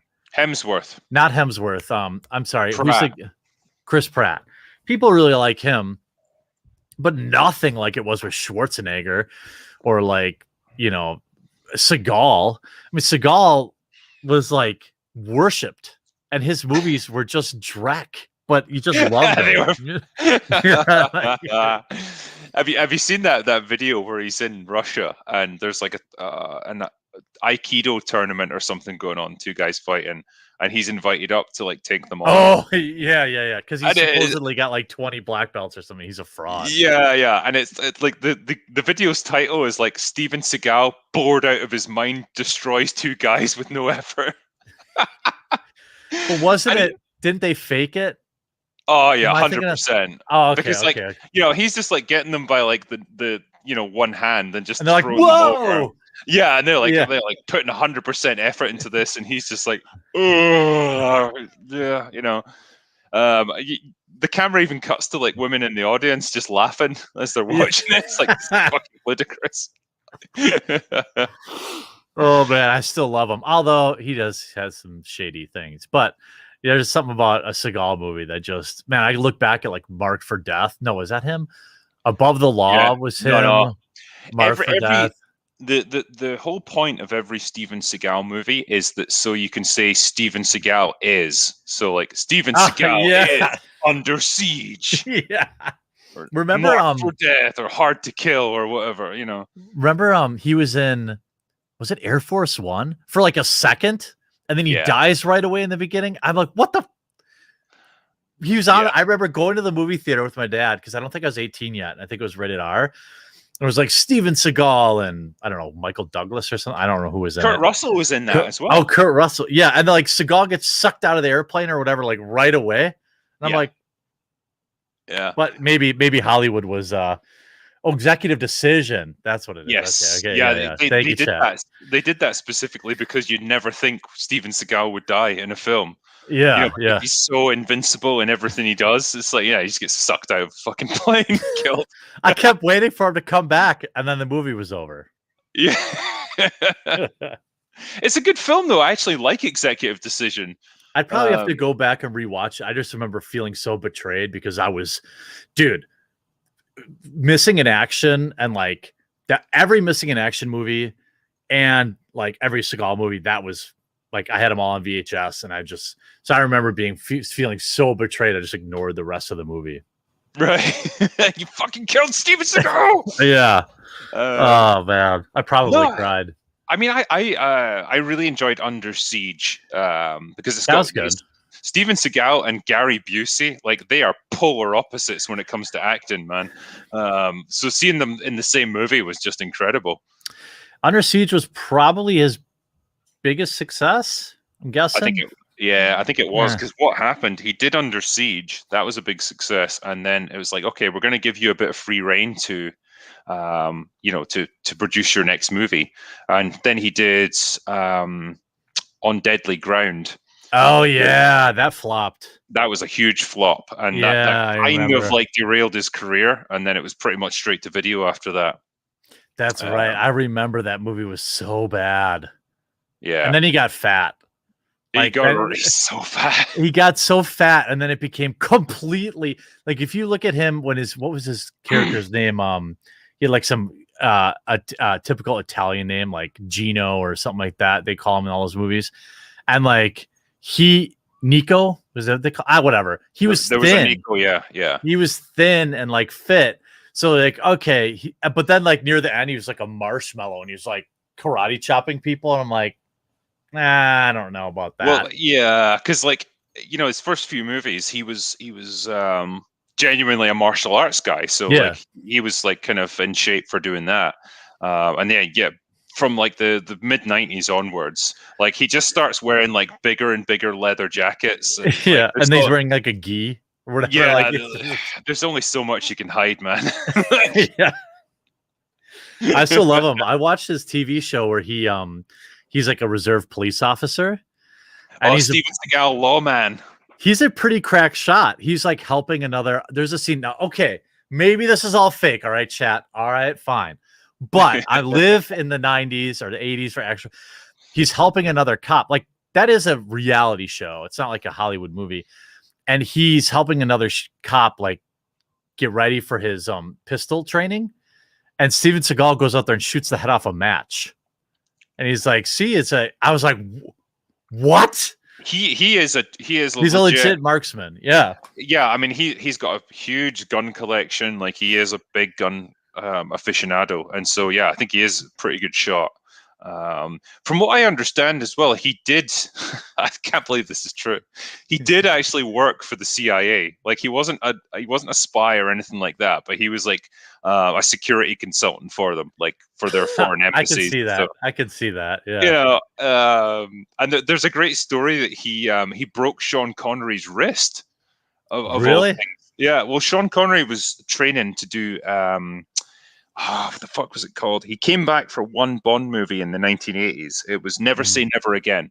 Okay. So Connery was like 50 years old.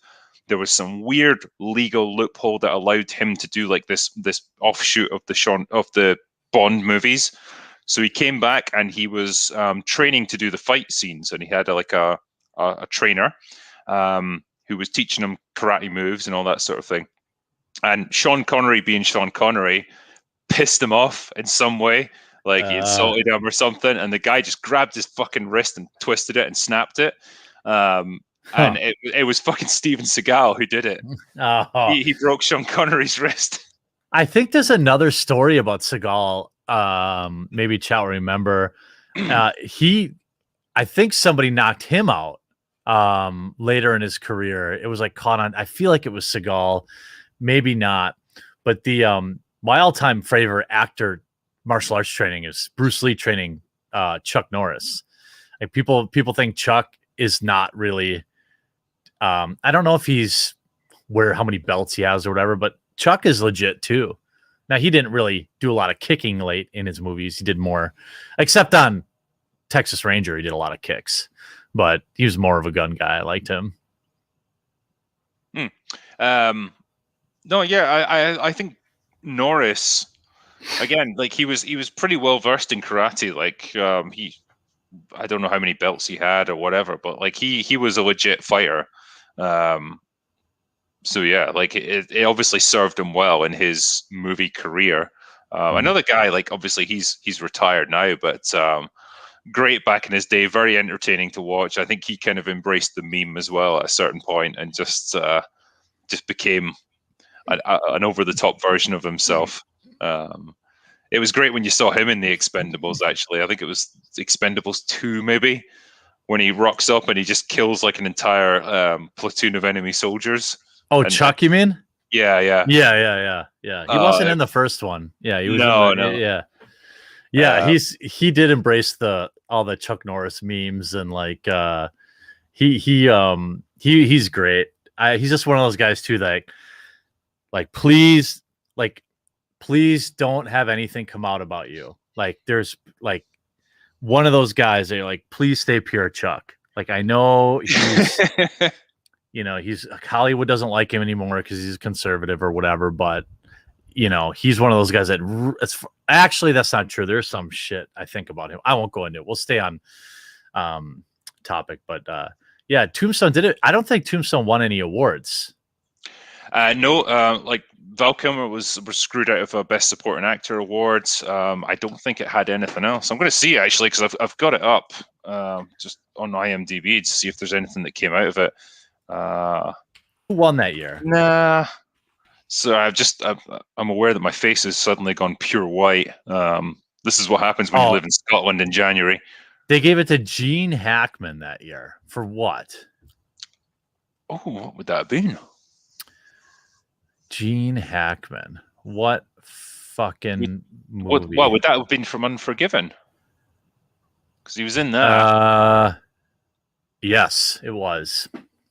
No, to be fair, that's pretty good too. I remember those two movies coming out at the same time, and I kept getting them mixed up. Well, Unforgiven was 91, and then Tombstone was 93, and that kind of goes back to what I was saying earlier. I think Unforgiven kind of kicked off a bit of a resurgence in the Western genre for a few years. you had things like Dances with Wolves, you had Young Guns, you had this. It kind of felt like the Western genre was back in the early 90s, and then it kind of faded out again. Well, just like Hollywood always, they overdid it. I think so. Unforgiven was very much about like dispelling some of the myths of the West and painting it in a much less flattering light than you saw in the old like classic movies. Whereas this film, Tombstone, is more of a straight up like adventure story. And so it doesn't try to deconstruct it or anything like that. But it's okay because you've got such great actors and you've got something that's based around a real story. So you've got your baseline there. Like, it doesn't need anything else really. And I think it becomes. What is the, maybe you know this then, how do you end up with a movie from 1991 winning an award in 1993? I don't know. I mean, I the awards are often done like a year after the actual movies come out. So let me just. So maybe it was like a late 1992, and then technically Tombstone came out in like whatever award season is, I suppose is. Yeah, let me just. Yes. Oh wait. So yeah, Unforgiven is 1992. I apologize. Oh, okay, so maybe the overlap then was there. Yeah. That makes sense. And yeah, accolades. What did it get here? Academy Award. Got a lot. Yeah, best picture, best director, best actor. Fuck me. Best supporting actor, best screenplay, best sound, best art direction, best cinematography, best film editing. So it won best picture and best director and best supporting actor for Gene Hackman. Not bad. Yeah. I mean, as good as Tombstone is, like I wouldn't sort of put it above Unforgiven as a quality Western or anything. Yeah, that's true.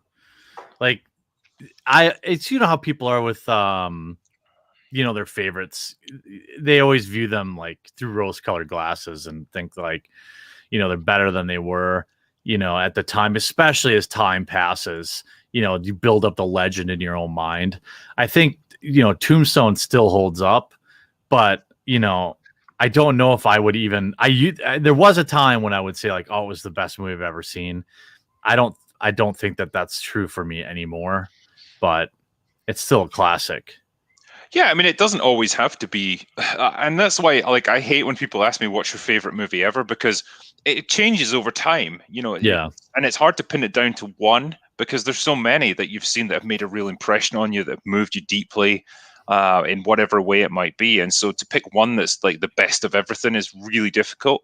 But yeah, like Unforgiven was a fun movie. Like I rewatched it, like I said, this afternoon. It was 2 hours long. It didn't really drag for me. It was entertaining. To see all these great actors on screen together, always entertaining. Yeah. I very rarely get excited about seeing actors together now because it's like they're not as exciting as they used to be. Whereas now, or sorry, back then it was like, wow, this team up of like all these great guys that I've been a fan of anyway. It's cool. It's cool to see.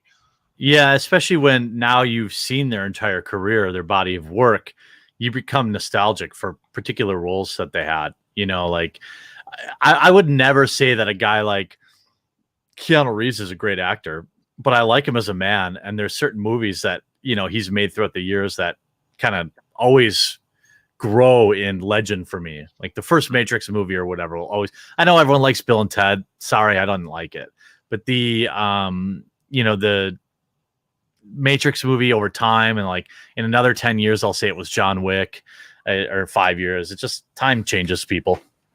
Yeah, I think so. And I don't know if it almost seems like we're on a downward spiral with movie quality. And so you keep looking back to think like, oh yeah, these older movies were great, Yeah, no, I think that's exactly true. I mean, I can't think. I mean, when I look at my favorite movies, and I'm trying to think of a movie I saw in the last 5 years that was like really, really good.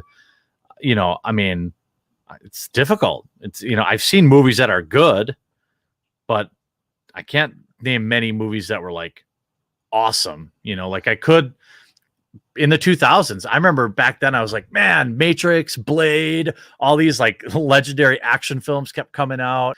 Hannibal, like Silence of the Lambs, all these movies felt so good, and it just feels like there's nothing I mean, hell, True Lies, what, 94? That's a classic too. And it's not even that great. It's just whatever it is, it just works. I think when you're younger, like whatever, like what you consider to be the best movie ever will be whatever's cool at the time. And so, I can totally get the whole Matrix thing. Like when I was at university, there was a dude who came in every day in a fucking Neo, like leather trench coat without fail, like right until the end of his uni career. And I was like, damn, man, that's dedication.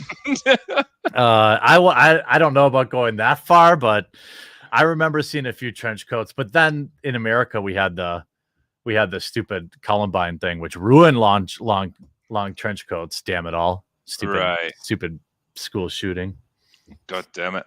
No, I mean it's each kind of decade has got its defining movies, and like there was a few in the late 90s that like I say, The Matrix kind of really kicked off a revolution in action movies and all that sort of thing. If you go back 10 years, it was like Terminator 2, like iconic action films like that. Go back to the 80s, there was movies galore that like we still remember now. I think genuinely that was kind of the golden age of movies. The last thing I can think of that really made a deep impression on people was The Lord of the Rings. The early 2000s, probably the Harry Potter. A little bit. I don't think it had quite the same. It didn't have the same mass appeal because you had to be kind of into the books to get into it. Yeah, that's true. But probably the MCU had it to some extent, but it always felt a little bit hollow. I liked it, but it was almost like because I remembered how good it used to be rather than how good it was. Well, there's never any stakes. That's always been my number one gripe with the MCU. If there's no stakes, eventually people stop caring. Like, we all know that you're going to survive to make the next film because it's too profitable. And even if we kill you off, we're going to bring you back. For me, that was it. Like, after Endgame, I was like, I'm out. It's just... Yeah. I think a lot of people will be like that too. Yeah, they really will be. As much as Far From Home was okay. It was just a kind of generic Marvel movie for the most part, and I didn't care that much about it. And this huge gap now that you've got from Endgame up until whatever comes out next really is hurting the MCU because people will move on and forget Black about Widow. it. Yeah, let's say Black Widow had a theatrical release. And I may eat my words because I always underestimate the value or the demand for popcorn movies. There have been some huge earning movies that are like objectively bad, but the $1 billion Marvel movie, I don't know. I don't know if that will be the norm anymore. I don't know what the industry is going to look like in a year's time. If anything fucking opens up ever, I don't know. But like, assuming that we will eventually be allowed to go back into movie theaters, if you'd asked me like a couple of years ago if Black Widow would come out, it'll easily do $1 billion. Like it looks like a good film. Scarlett Johansson's a really bankable star. I'm sure it's going to be great. It'll be fine. Beyond that, though, there's nothing that's particularly exciting me. I don't care that much about Doctor Strange, the Eternals. I don't give a shit about. Yeah. None of the Captain Marvel 2. It'll be fun to review, but I don't. The meme economy. Yeah. 100%. Yeah. But yeah, there's not going to be anything as involving as the Infinity Saga again. Like that was a once in a lifetime event. Well, even look at like the new Guardians, the new Thor movies coming out, new Guardians of the Galaxy. I don't care. My reaction now is like, I'll watch it on streaming maybe. Yeah. Like I don't care anymore.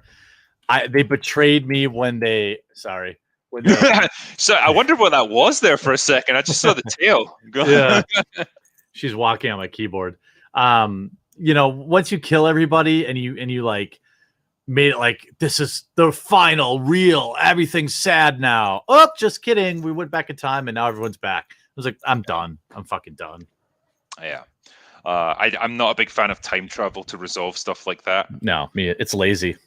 And yeah, it kind of feels like you're leeching off other films to make your story, and I just didn't like it at all. They had to resolve it somehow, obviously, and they had to undo the snap. But man, it felt like a lazy way of doing it, like you say. Or you could have just let it stay, and then rebuilt.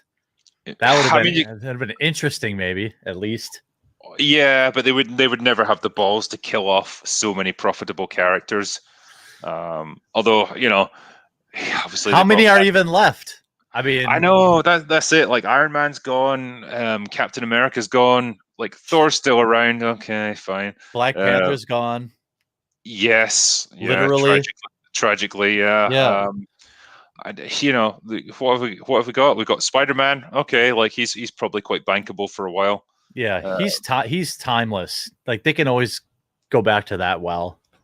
Yeah. But that's it. You have Spider-Man. Nobody gives a shit about Thor anymore. You got Guardians of the Galaxy. Whoop-de-do a fourth movie on that. Like nobody cares about that. I don't know. Scarlett Johansson, they're going to make another Black Widow, but it's not going to be her. It's going to be her sister or something. Like I think they're going to replace Black Panther with Shuri. Yeah, they're going to do that. Like Christ, like the least likable character in the MCU. Yeah, I mean, yeah, we'll see about how that movie does too. Like it does suck. I mean, it's what are you gonna do? Like Black Panther is a cool character. I never thought the movie was that great, but no Marvel movie really is. Even Infinity War was an hour too damn long, or Endgame. I mean, yeah, Infinity War was great, but Endgame was quite bloated. And yeah, they gave Black Panther a great introduction in Civil War. Really liked him in that. In his own movie, he felt like almost like a background character. Mm-hmm. And yeah, just not Chadwick's fault, just bad writing. No, just bad writing. Yeah, and bad CG. Oh yeah, like for whatever reason, that movie I noticed it was just not good. For a film that costs as much as any other Marvel film, like it's probably some of the worst CGI I've seen in the last 10 years. Like especially that bit with the spaceship lands, or not spaceship, but like whatever fucking flying nonsense they've got lands in like Compton, and it's like something out of a Sci-Fi Channel original, like just like sitting down in the middle of the street, like really rough looking CGI. It's like, fuck, man, why? Yeah. But never mind. I was going to say we do have some super chats to get through. I don't know how much time you got, man. But go ahead. I'm just ordering some dinner. Excellent. Are you just like texting your wife like fucking burger? No, but I have done that before. Right. So Ed Star here says, "Have a drink on me." Thanks, man. I will. In fact, I'll have one right now. Me too. Maker's Mark. I recommend it. It's excellent.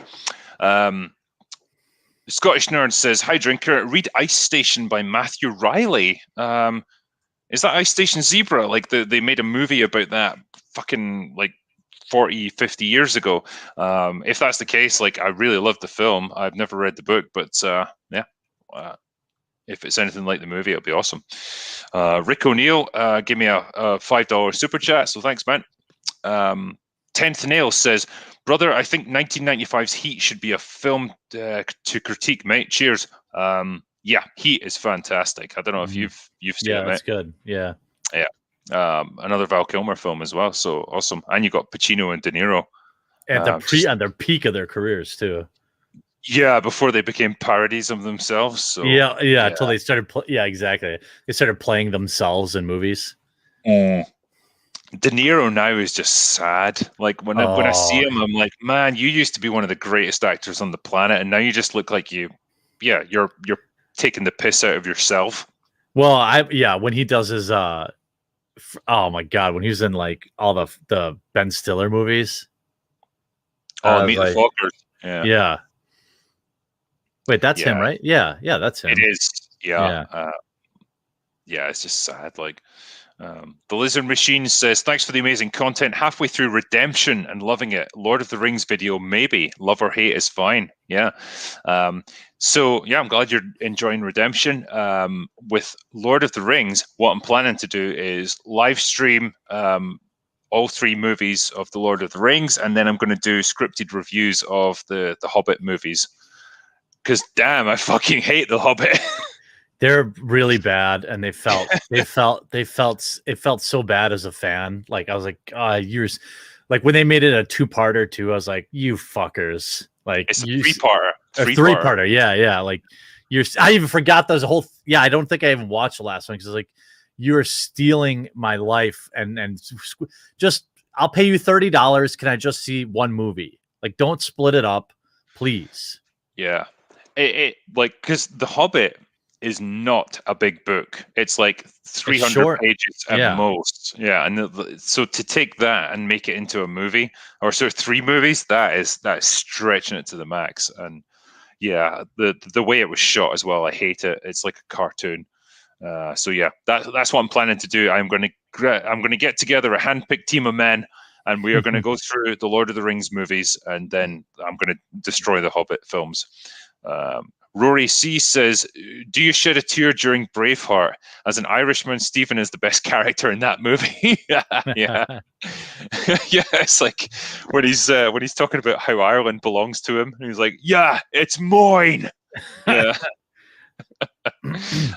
Braveheart's a good film, yeah. I'm glad I'm not a historian because it's wildly inaccurate, but as a piece of just drama, yeah, it's fantastic. Huron the Steadfast says, Tombstone, The Outlaw, Jose Wells, and Once Upon a Time in the West are some of my favorite westerns. I can't argue with that. Yeah, excellent movies. Shout out to that random The Ballad of whatever on Netflix. It's pretty good too. Interesting little western where it's shot in 3. It's like 3 small. What's it called? The Ballad of Ricky Bobby. No. I thought it was called the Chattel to say it, but it's another western where a guy's like narrating it the whole way through, and then he tells Buster Scruggs. Yeah. Okay. I just recently watched that. That's pretty good. Okay. Yeah, fair do. Azrael Razor says it's the mustaches that do it for me. Yeah, I mean. Like, yeah, one day I should have really, for this stream, I should have shaved the rest of my beard off and just grown a mighty tash. And I don't know how they get that volume. My dad has one. It might have been something like growing up in the 50s.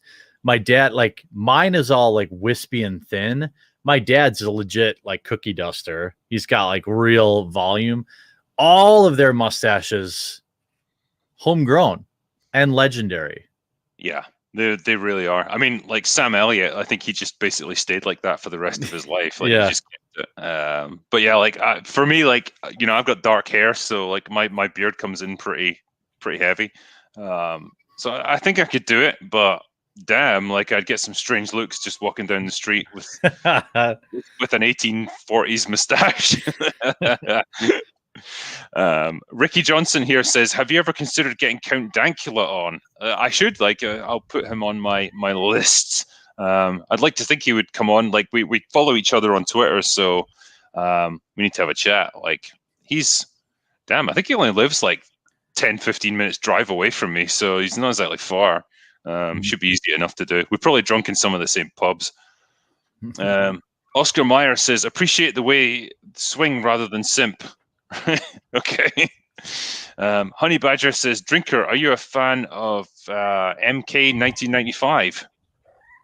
MK? Mortal Kombat 95? Mortal Kombat, yeah. What, the movie? I imagine. I don't know if that's what they mean, but I think that did come out in 95. It could well be. I mean, to watch it for the memes, yeah. It's good fun. I own that soundtrack for sure. I know I own the soundtrack. Mortal Kombat. Just like raving in my room. Proper 90s techno. You can't fucking beat it. Yeah. The Prodigy era. And to be fair, I'm more of a fan of the Street Fighter movie. That is legendary. Street Fighter with what's his name? John Raul, Claude. John Claude and Raul Julia. Yeah. I just love it. My mates and I, like, we just it's that and Event Horizon. We can watch that anytime and just have an absolute ball with it. It's great. Ryan Barrett here says tons of great quotes in this movie. Which is your favorite? I have not yet begun to defile myself. Yeah, that's a classic. Yeah. I think it's just every time Doc like is trying to wind up Johnny Ringo, it's like, I'll be your Huckleberry. Yeah. Yeah, he gets a daisy if you do. Yeah. Oh, it's when he's playing poker with a guy and he's just absolutely hammering him. And then he's like, I tell you what, let's have a spelling contest. Yeah. The guy just immediately goes for his gun. Or the even when he's playing poker the first time around, he's like, man, are you sounding like we won't be friends? If we weren't friends, I don't think I could bear it. Like, he just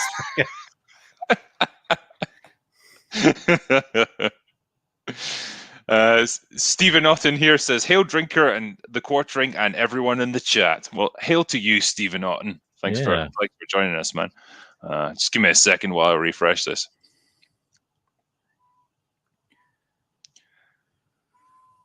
Annie. Why, Johnny Ringo, you look as if someone just walked across your grave. That's a classic too. It makes me sad, like thinking of Val Kilmer. Actually, I know we were talking about how he gained weight and stuff later on in his career, but he's really ill now. He had, I'm sure he had throat cancer. And I saw a picture of him like last year, I think, and God, he just looked really old and frail. You know, and compare him to like Tom Cruise, who hasn't changed in like 30 years. Like, man, it's such a shame to see what's happened to him. Right, what have we got here? I just gotta take her upstairs. I'll be right back. Yeah, cool, man. I'll just I'll blast on with this. Say bye. Bye. Goodbye, cat. Oh man, there's loads here. Oh yeah, here we go. So Tron Forward here says, no love for Blazing Saddles, Drinker. Lol. Yeah, I got loads of love for Blazing Saddles. And one day I'll do a stream on it, but I just haven't got around to it yet. But classic comedy Western. Brilliant movie. Also from Stephen Otten. All right, sorry, yeah, I've got that one. Dustin von Alman says, Drinker, you scintillating, smooth-talking Scot. Val Kilmer's performance in Tombstone, little better than the Island of Dr. Moreau. Cheers, mate. I'd beg to differ, sir. In Island of Dr. Moreau, he was in the middle of a divorce from his wife, and he was desperate to get out of that movie by any means necessary. And so he just tried to do the worst possible job that he could do. And he really brought that forward in his performance. He just did not want to be there. Whereas in Tombstone, yeah, I think he was really invested in the role. And I think he gave a great performance. Like, you know, the hallmark of a great actor like that is when you just can't take your eyes off them. And he was very much like that in Tombstone. So I give him 2 thumbs up. Steve Stevenson's Generic says, screw you, alphabet robots. I'll make her as many OV super chats about them stocks before the Blackhawks arrive. Yeah, the stonks.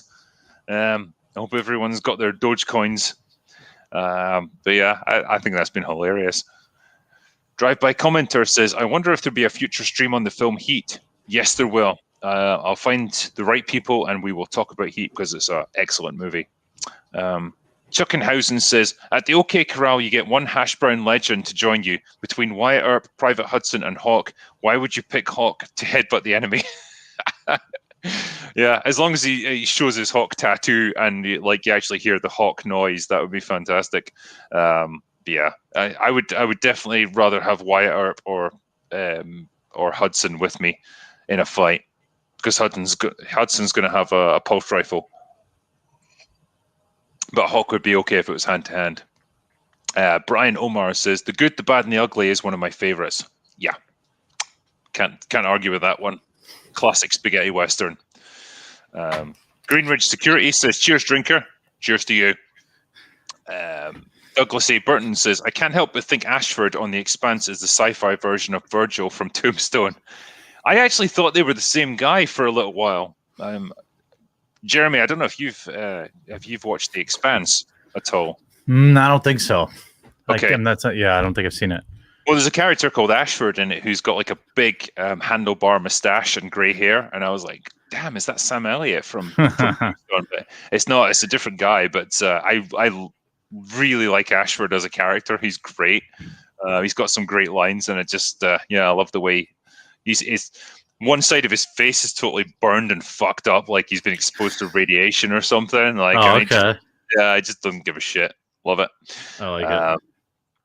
Scott Philbean says, I'm a beer guy, but you do you. Thanks for all the video goodness. Well, I'm an everything guy when it comes to booze. Like, I don't discriminate. I'm an equal opportunities drinker. Stephen Otten says, actually, before I go on, Jeremy, what's your poison of choice when it comes to a night out? I really mostly drink vodka tonic water, or perhaps just rum, like rum and cokes. Depends what I'm feeling. If it's early though, it's Bloody Marys. I'm not a beer guy. Bloody Marys a breakfast thing for me. Yeah, that's what I mean. Like if it's early, like, you know, if I'm getting at it at like 11 in the morning, I'll start off with so I don't feel so bad, you know, so I don't feel like a raging alcoholic. Yeah. It's weird. I don't think I've ever had vodka with tonic water before. Like I've had it with Coke, Red Bull, lemonade, whatever. Like, but I've never had it with tonic water. I always put that with gin.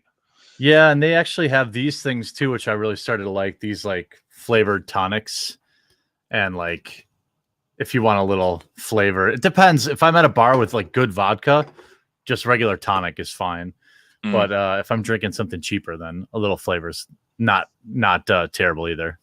I was in Krakow in Poland a couple of years back, and they've got incredible vodka bars there where like you pay like €20 and they'll bring out like a tray of vodkas, like all different kind of flavors. Yeah, like apple or cherry or like whatever they've distilled it from, and you can just go at it as you know in your own time. But man, like those places are just great. Like there's nothing like that in the UK. I don't know what America's like. Like there's not much like that. We have a lot. Our economy is more built around beer. There's a ton of places that you can do that with beer, but or wine, but really not hard liquor. I went to one vodka bar that had there was this huge thing of ice. I remember like I was hammered by the time I got there, but there's like this cube of ice that they pour the vodka down, and then you like drink it as it like comes off the ice. And then I think about that every now and again in the era of the coof and lockdowns. Like, was I probably the like 1,000th person that put their mouth on that ice block that night? Yeah. Yeah. No, totally. Vodka, like the good stuff, if you get it like when it's been in the freezer for like a few hours and it's properly chilled, it's slightly viscous. You know, you drink it neat and it just goes down great. It's crisp. It's great stuff. Warms you up nice. It's good. Oh yeah. I don't mind a bit of vodka. This is what I used to drink when I first started properly drinking, like as a teenager. And you know, I didn't know my limits at the time, and I just threw up every time. Well, yeah, because you could drink. I mean, when you start on the hard liquor, like at least when you start with beer, you get full, you know, eventually. But when you're just drinking liquor, man, it's not. You can get out of control. Yeah. Well, that's why when I'm on a night out, like I'll have beers up to a point, and then I have to stop because I'm like, look, I'm just going to spend all night in the toilet pissing. You know, like. At a certain point, it's just like it just fills you up and it doesn't do anything more. And so, like, you got to move on to something else. Do you have a liquor that is on your no-fly list? Like, my experience is most people have one particular type of liquor that they had a really bad night with. For me, it's Sambuca because I fucking hate licorice anyway. So that taste, like, I don't like it. And so, like, whenever I've had it, it's always been. At the end of the night, you know, you're getting ready to go home, and you're on the verge of spewing or passing out or whatever. And let's do a shot. Yeah, one of your asshole mates will go up to the bar and he's like, "Oh, I got shots of Sambuca here," and you're like, "Fuck." Because you can't say no because you look like a dick. Like you have to drink it, but like you're like, yeah, I'm gonna be sick from this, and you usually are. We do. I can do black Sambuca, but not whatever the other shit is. But it's also black licorice is that flavor is a very polarizing flavor too. So I get that. If you don't like that flavor, then you're not gonna like Sambuca. Yeah, there's that. There's the Chinese moonshine I've had as well. Like a friend of mine, he was out in China for like 2 or 3 weeks. Came back with bottles of this stuff, and like the lids were corks, and they were secured with duct tape around the rim, and you had to like rip that off and then drink it from there. And it was the most fucking disgusting stuff I've ever drank in my life. Like, genuinely rancid. And most alcohol is like, okay, I might not like the flavor, but it's okay, I can get it down me. But that stuff, man. Well, as you get older, now that you're a big famous YouTuber, you don't really have to like, I agree.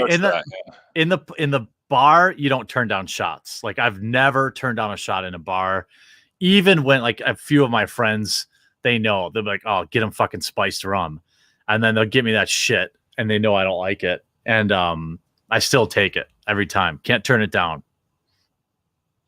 Yeah. Like, you never turn down a round of shots because you're not going to be that guy, right? That's the code. And if you do, the one I will give an excuse if somebody's like, I know they're already drunk, and they'll be like, "Dude, I got to drive," and I'll be like, all right. Wow. Yeah. And then I'll call him a pussy anyway, but like, you let it slide. Yeah. Well, I remember like we had a night out in up in Dundee, right? And one of my mates, like we did shots of sake, which he'd never really had before. And like, it's not nice. I don't really like sake. It tastes like shit. I don't like it at all. Hot or cold. Right. I don't like it. Yeah, it's not to my taste at all. But like, I wasn't that drunk when I had it, so it was like, fine, I drank it. My mate, it didn't go down well at all with him, and he just got up and left. And I was like, fuck. He didn't come back for like 10, 15 minutes. So I was like, is he all right? Went downstairs to the bathrooms, and like there was vomit on the walls. Oh my God. It's like, shit, this dude's had a rough one. And then like he was hunched over the toilet, like just going at it. And like about 20 minutes later, he was finally done, and he came up looking like Doc Holliday from Tombstone. Yeah. And then we went to a nightclub after it. Like, we said to him, like, probably go home, man. Yeah, he rallied. I've never seen this in a nightclub anywhere in my life apart from here, but they had a fucking hot dog stand in the place. Just next to the dance floor. I've never seen it in my life apart from there. He got 2 hot dogs, ate them, and he was just right as rain. And he carried on the rest of the night perfect, like nothing had happened. I was like, dude, I respect that. Yeah. Also, the puke and rally is something that few can pull off. I had a few friends, and they were always like, we would get hammered, and they would always puke. You just knew it. But then they just keep drinking. I'm like, well, maybe you've had enough. Like, maybe your body's telling you, like, you should probably. But okay. And then they'd rally. I can't. Once I yak, man, it's over. And it's been a long time. I think when you get older as well, like, you kind of know. Yeah, like, puking's a young man's game. Yeah, it's like when I get to that stage, I'm just gonna go home. Like, I don't go that far. Yeah. Yeah. All right. Wait. Super chats. Yeah, that's the thing I was doing. Okay. Oh yeah, I did this one. So yeah, Stephen Alton says favorite 5 westerns besides Tombstone. So he says Outlaw Jose Wells. Yeah. Unforgiven. Yep. Open Range. I didn't think of that. Pale Rider and anyone with Sam Elliott. Yeah. All of those good choices, man. Talon Powell says, Drinker, you legend. Please talk about the Latin Doc Holiday scene. Your content is gold, brother. Have you tried Maker's Mark 46? No, I haven't actually. This is just standard Maker's Mark, but it's damn good. Yeah, 46 is expensive. Yeah, I don't know if that's one of those cask strength ones, but yeah, I've had bad experiences with cask strength whiskey. But either way, the Latin scene was great. It kind of establishes that both Doc Holliday and Johnny Ringo were both quite intelligent men. Yeah. And I would have liked to have seen a bit more of that actually from Johnny Ringo. I don't really get a good sense of who he is or what made him into the character he is now. Mhm. They talk about him a little bit in the course of the film, like, what's wrong with him? Why is he capable of all this cruelty?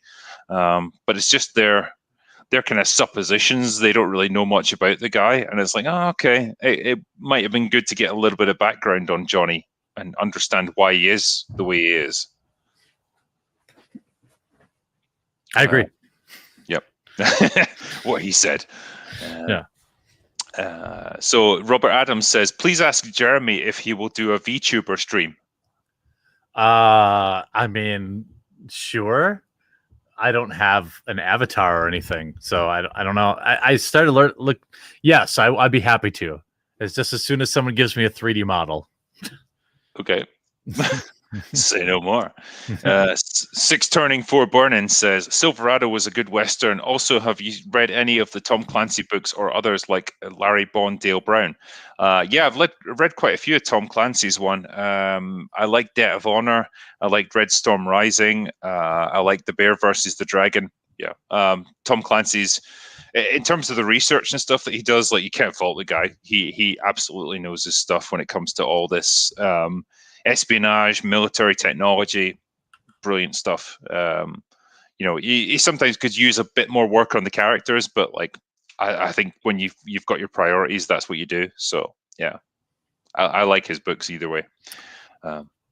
Yeah, he hasn't fallen off like other people who have written a million books, so I give him, credit. And he's not going to do any more because he's been dead for like 10 years. Yeah, so. Yeah, right. Cecil says, great villains make great westerns. Unforgiven had Little Bill and Tombstone had Johnny Ringo. Eastwood had to talk Hackman into it. He got him an Oscar. I didn't know that actually, that he had to talk him either. into it. But yeah, I really liked Hackman's character in Unforgiven. The fact that he's probably instrumental in deconstructing a lot of the myths around the Old West. The idea of how you do a gunfight, like when he draws his weapon, he's like, look, this is about as fast as I can like draw and hit anything big, smaller than a barn door. Yeah, right. You kind of have to be slow and methodical about it because, real gunfights are not like, Yeah, they're not duels. Yeah, exactly. So yeah, it was. I'm glad Hackman did it. A Clockwork Tangerine gave me a super sticker for $2, so thanks, man. Stephen Otten says, I can't believe I left Silverado off my favorites list. Well, now you've amended it, my friend. Trenton Quinn says, it's not a drinker stream until you bring the booze and the firearms. This makes me regret shaving my mustache. Have a drink on me. All the love from Dallas. Cheers, mate. Thank you very much.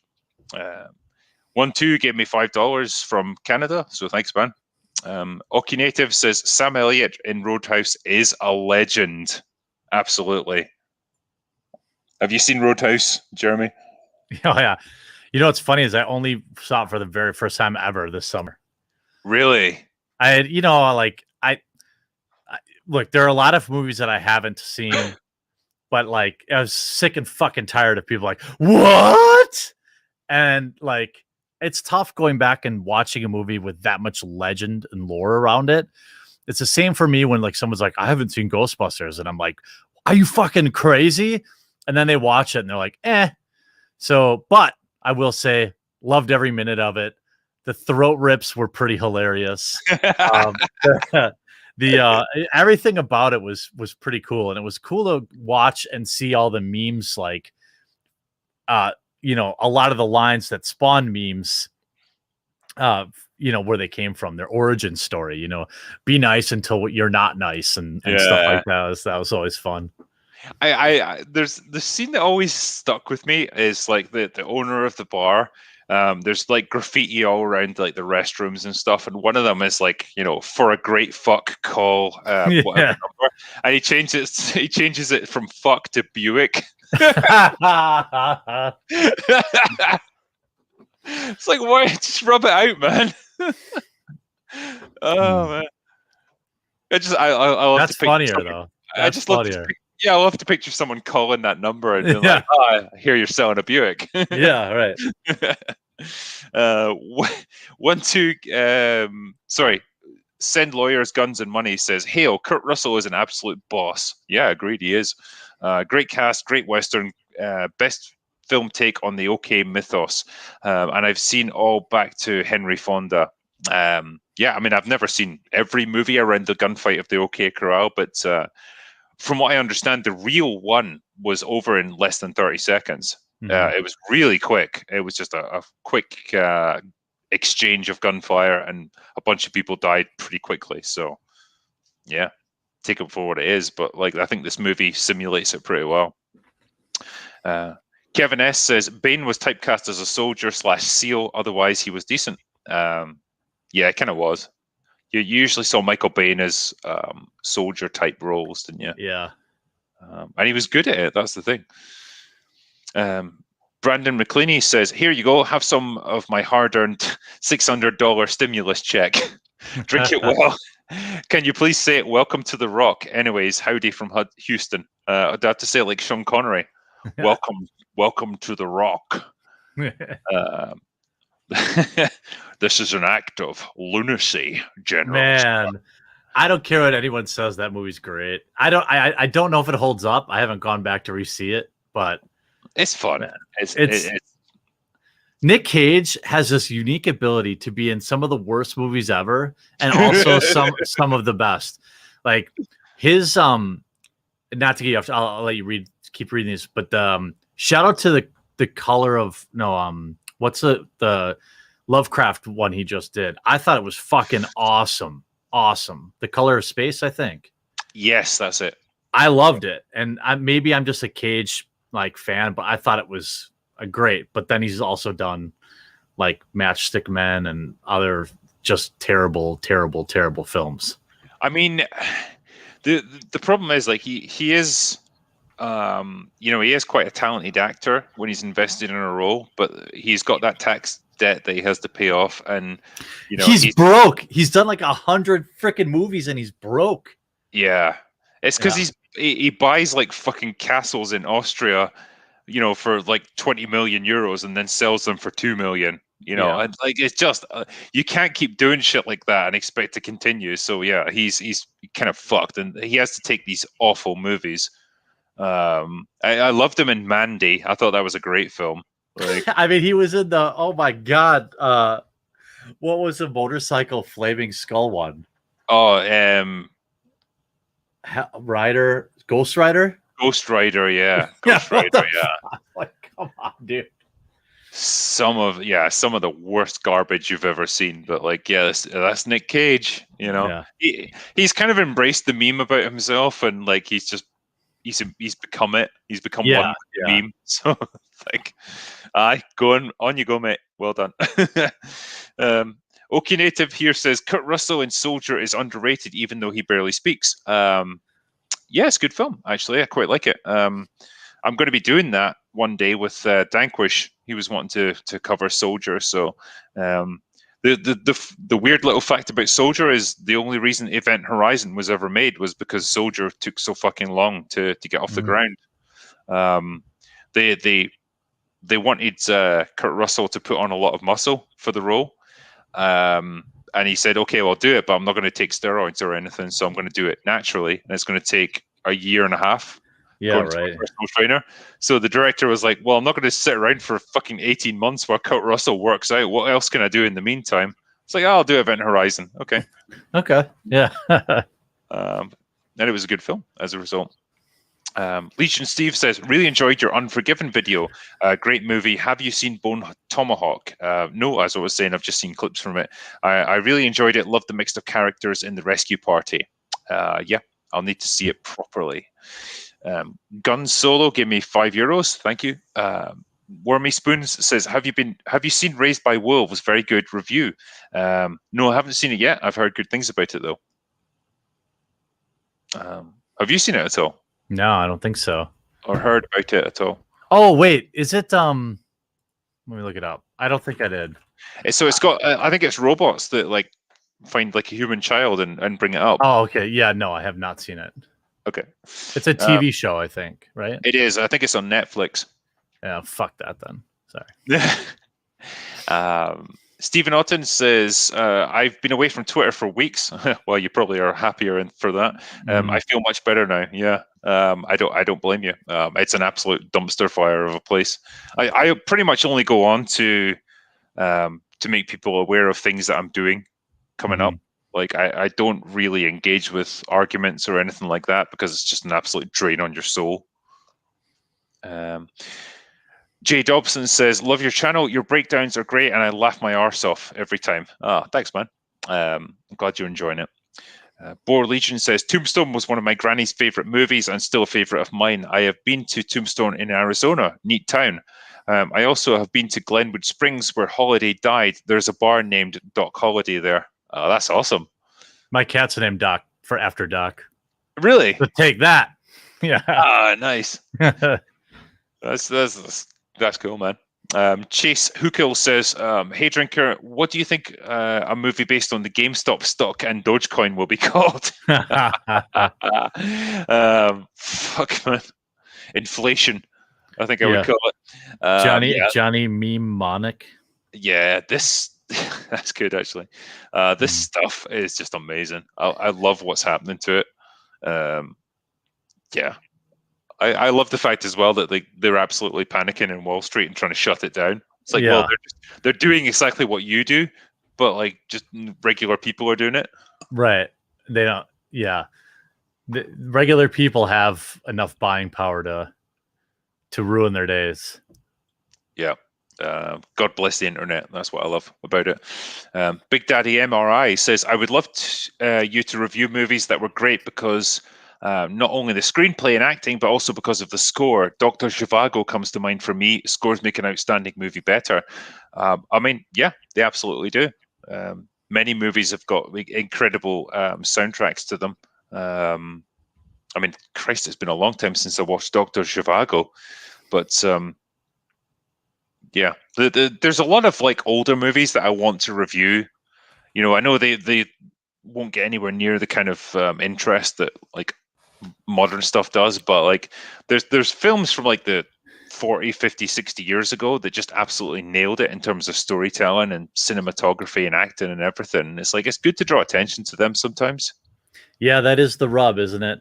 Like I talked to Dank about that with like Mad Lads, you know, like sometimes there's like, he knows if he does like an absolute Mad Lad on like Uday Hussein, that's going to get a lot of views versus doing one on, you know, some random person that no one's ever heard of, even if the story is amazing. So that is the trade-off on YouTube. I mean, yeah, that's kind of what you have to do. And like, I guess to some extent, like every video that you make is a little bit of a gamble, because if you have too many of them in a row that underperform, you know, that can like kind of mess your channel up. Yep. And, you know, it's something you always have to be aware of. And so you can't just like, as much as you like to think you can just do anything you want, you can talk about anything you want. Like, in some ways you can't. You have to balance it out with things that you know are going to be, you know, more popular with people. So I guess you have to do that just every once in a while. But never mind. Ruth Saunders says, this was huge in Okinawa when it came out. The Airman's Club played it all the time. Guys quoted it constantly. Sam Elliott was the man. Well, you know, he is a great actor, and he is a great cowboy. I think he pretty much made a career out of being cowboys. Dominar Rigel the 16th says, I want to see you collab with Star Wars Theory. Your writing experience and his Star Wars knowledge would be great content, and also high quality. Keep up the work. Thank you. High quartering. 10th Nail says, yo, Jeremy Drinker, had to leave in case you already read. What do you two think of doing one of the best shootouts ever filmed, 1995's Heat? Yeah. Hey, I gotta jump out. Sorry, dinner's here. Thank you so much for having me on. Everyone stay. I know you're not here for me, but I'll just pretend like you are. Thanks for having me on. And it was a lot of fun.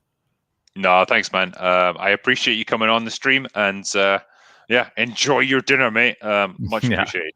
All right, see you. See you later, mate. Okay, cool. So, what was the next one here? Oh yeah. So 10th Nail says, "Yo, Jeremy, drink." No, sorry. Paul McGundy says, gave me a $20 super chat, so thank you very much. Apollome's Minion says, "My mother is married to the great-great-grandson of Doc Holliday." Man, that's awesome. If that's true, that's fucking cool. I hope he's also a gambler and drinker, and I hope he doesn't die of tuberculosis. Bob the Lobster says, "My favorite Western is Once Upon a Time in the West. Also, have you seen the Amazon series Godless? I'd love to see your critique of that series." No, I haven't seen Godless, I'm afraid, so I don't know. But yeah, Once Upon a Time in the West, good film. It's quite a stylized version of these kind of Western movies. But yeah, it's quite interesting. Anyway, it's got, I'm pretty sure Gene Hackman's in that as well. Yeah, I think he is. And I think a very, very young Leonardo DiCaprio's in it as well. Ryan Barrett here says, "Professor Gilman, he catches stuff. Hey, Professor, catch this." Okay, good quotes. Nick B says, "Hail Drinker and the Quartering. Have seen any Cowboy Bebop? Draws heavily from Westerns. Love the meld of sci-fi and Western." No, I haven't seen Cowboy Bebop, unfortunately, so I couldn't tell you, but I have heard about it. Brandon McClaney says, "Real Genius was awesome." Fair enough. Gunstar1 says, "The Drinker and the Quartering on the same streams. Fuck yeah, I'm your Huckleberry." Cheers, man. Charles Hurst says, "Hail, gentlemen. Excellent choice for a review. Would either of you ever consider doing a review video on Leverage or Burn Notice? I would love to get your respective takes on either show." I mean, I haven't seen either, to be honest, so I couldn't tell you. But yeah, I've heard of Leverage. I've never heard of Burn Notice, though, so I'm not sure. That Nobody guy says, "Val Kilmer has a lot of great lesser-known movies like The Salton Sea and Kiss Kiss Bang Bang. If you haven't seen the series Texas Rising about the founding of the Rangers and Mexican War, it's amazing." Cool. Yeah, I need to give that a look, because Val Kilmer back in his day, like when he's properly invested in a script, is really good. Chris Raposo says, "Have you considered comparing Tombstone with Costner's version of Wyatt Earp? It's a moment in time versus a biopic." Yeah, that would be an interesting comparison to make, actually, because as far as I understand it, Tombstone does follow the events historically more or less as they happen. Like, it obviously elaborates on them a fair bit just to make them more Hollywoody, but I don't know about the Kevin Costner version. I've not seen Wyatt Earp, so I need to look at that first. But it would be an interesting comparison to make. That Nobody guy says, "Awesome to see you gents collaborate. Love your content. Cheers." Thanks, man. Daniel Katrupis gave me $10 Australian, so thank you. Stephen Otten says, "Costner's Wyatt Earp movie was more accurate, but Tombstone is more fun. Both are worth seeing." Oh, okay.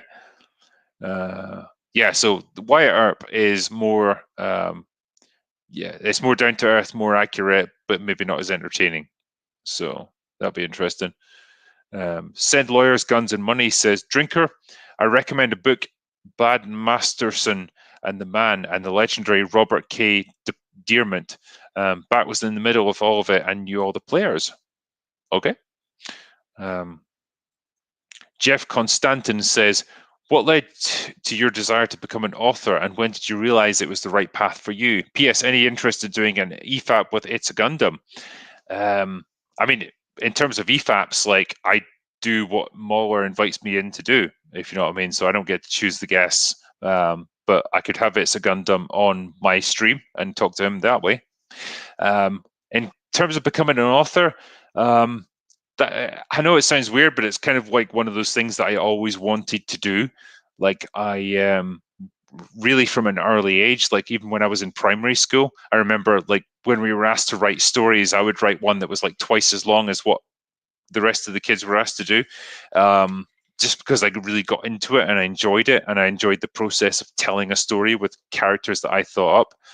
And then when we were able to access the internet and go on like online forums, I started seeing an opportunity to write creatively and share that with people. And it just kind of grew and grew over time. And the stories that I wrote got bigger and bigger, to the point where I thought, well, I should have a little crack at doing this as a published author. I never thought I could actually do it. I never thought like I'd be good enough to do something like that. But I did it, and managed to get myself an agent, and then got my first publishing deal, and it just all went from there. So, I mean, you really can do it. I think a lot of people have this mental block about writing, like where they think, it's something that like only, super space brain people can do. It's not. Like the people who write novels are no smarter or better educated than you. Like they're just, they've had a bit of luck and they've been discovered and they've been able to do it. But like anyone who's got a really good, compelling idea for a story and a good sense of how to tell it, could probably succeed. So it's something I would definitely recommend you try. Like if you want to do it, go for it. Swinging Cod says here, the a-hole who ran away was Ike Clanton, played by Stephen Lang, who also played the Colonel in Avatar. Yeah. I knew Stephen Lang was in this movie. It was just hard to place him because compared to what he was in Avatar, he's like 20 years younger. So you have to kind of like factor that in. But yeah, I did recognize him. Marksman of 117B says, do you guys think they will ever start production on Devil in the White City, based on H.H. Holmes' most charismatic serial killer in the USA? 300 plus bodies. What? I have no idea. Yeah. I had no idea that there was someone who killed that many people. If that's the case, that's unbelievable. But yeah, I don't know anything about like a show that they're basing around that, so I couldn't tell you, I'm afraid. Ryan Barrett says, hell, I got lots of friends. I don't. Yeah, great line from Doc Holliday there. And really like shows you, he chooses his friends very carefully, but when he does, he's extremely loyal to them, and I think that's a really interesting thing to do.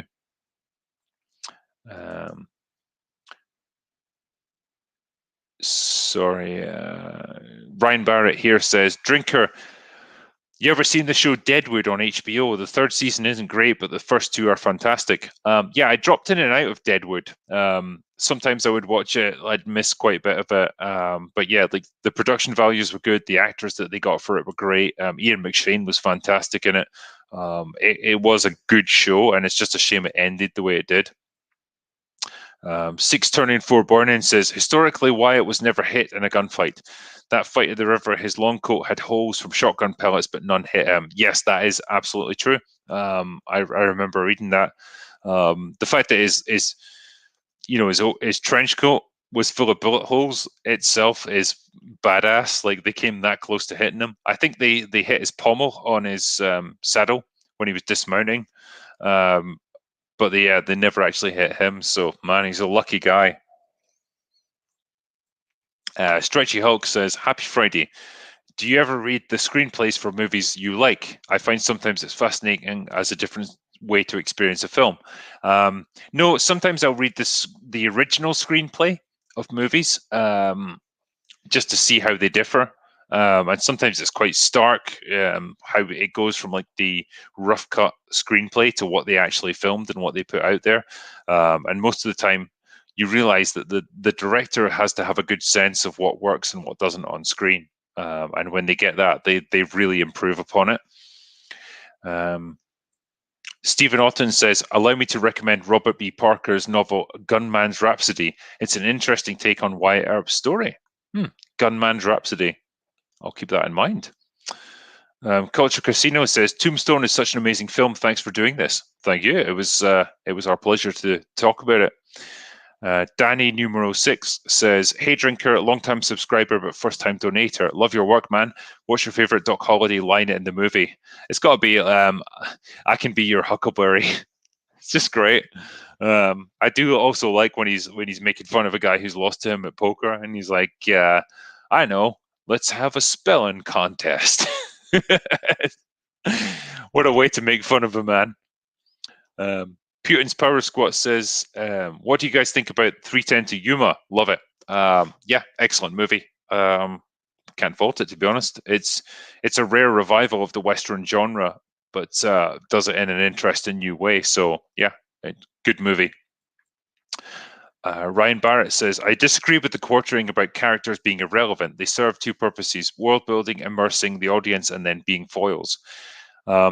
I mean, I think so in some cases. Like, I very much agree that this movie shows all the hallmarks of having been cut down. You know, probably from going like from a 3-hour screenplay down to 2 hours, and being hastily rewritten to accommodate that. Like, you're obviously going to get characters that are a bit underserved, and like we talked about earlier, you know, you've got like the wife character of Wyatt Earp. You know, you've got Johnny Ringo and Curly Bill. Like, they're not well developed as antagonists. You don't really get to see how they became who they are, or you know, what they want or anything like that. So they could have done with a bit more, I think. Friggle D says, "Other than westerns, Robert Mitchum is mostly known from film noir. If you haven't seen it, I suggest The Night of the Hunter." Cool. I'll need to have a look at that one then, because I do like a bit of film noir. I remember Robert Mitchum from a lot of war movies, like World War II films. He did like the Enemy Below, and I'm pretty sure he was in The Longest Day. But yeah, beyond that, I'm not sure. San Romero says, "Two of my favorite channels, seen Wyatt Earp, way more of a biopic and less comic booky, but really amazing performances from Costner and Dennis Quaid." Yeah, as we were saying, I haven't seen it yet. I need to have a look. Sterling Sapien says, "When an unstoppable force meets an immovable object equals critical drinker and the quartering." I don't think we were in opposition to each other, though, so it was nice to have Jeremy on for this stream. Man of War says, "Toxerific." Yeah, there's so much toxic masculinity here, man. I can't handle it. What's next? Send Lawyers says, "Priestley played a real-life lawman, Billy Breckenridge, who was also a teamster, railroader, soldier, and author. Seems he never married, died at 84. Okay. Fair dues." Ryan Barrett says, "I'm afraid the strain was more than he could bear." Yeah, that's Doc Holliday talking about Johnny Ringo then after he's killed him. I love when he's murdered the guy, he's still making fun of him. Brandon McLeany says, "Well, Doc did always carry a cross straw." Yeah. Louis the Plank, "I think Doc was trying to get Ringo to take him out too, so he wouldn't die a slow death of TB. Come on, Johnny, you're no daisy." Yeah, I did wonder that, actually, because he knew what was lying ahead for him, and he probably didn't want to die in a hospital. He probably wanted to die on his feet. So, yeah, I don't know if he went into that fight just kind of almost hoping to die. Ryan Barrett says, "Didn't need to show Doc in the TB ward. Are you kidding me? The quartering. It's his goodbye scene with Wyatt, the biggest relationship of the film." Yeah, I agree, but I think you could maybe have done that goodbye scene earlier without showing all of that. I think you could have done the goodbye scene after he killed Johnny Ringo. They part ways there. Because I don't necessarily think you need to show them hunting down the rest of the cowboys after that and then him dying. It feels a little bit anticlimactic. Marcian of Sinope says, "Doc/Wyatt ended friendship when Doc called him a Jew lover after Wyatt married the actress. They never spoke again. Had to change for the movie." I didn't know that, actually. Yeah. Didn't know that aspect of Doc. Drunk 3PO, "Hey man, how's it going? Drinker, you're great. Jeremy, we're supposed to be doing a stream together at some point, actually, so we'll see what happens there. 10th Nail says, "Oh, I should also ask, how's Gina?" Well, What's the next one? 10th Nail says, one more try. Die Hard, Tombstone, Unforgiven. Do 1995's Heat, drinker, mate. Yeah, I will do Heat. Don't worry, everyone. I will do Heat. Fat Steven Seagal says, who's talking smack about me and my movies? Hashtag karate. Yeah, sorry, Stephen. You are awesome, mate. Evil Zombie Toe says, the qualities in Herb that Billy Zane admired would be considered toxic masculinity today. Yeah, that's why we can't have good things anymore. Fat Steven Seagal says, I know I'm fat. I cry in a closet while eating cake. I cry in a closet while drinking Jack Daniels, mate. So we've all got our demons. 10th Nail says, the way Seagal runs, though, laughing my ass off. He's got the most laid-back run you could ever imagine. It's fucking awesome. What's next? Michael McDaniel gave me a $5 super chat, so thanks, mate. Iron Crane says, I love the drinker, love the quartering. Great to see this collaboration go away now. We will go away once I've done all the super chats. Stephen Otten says, this chat is reminding me of all the great westerns that I need to rewatch. Indeed. Yeah. There's so many, man. Just give me 1 second. I'm just looking at the chats here.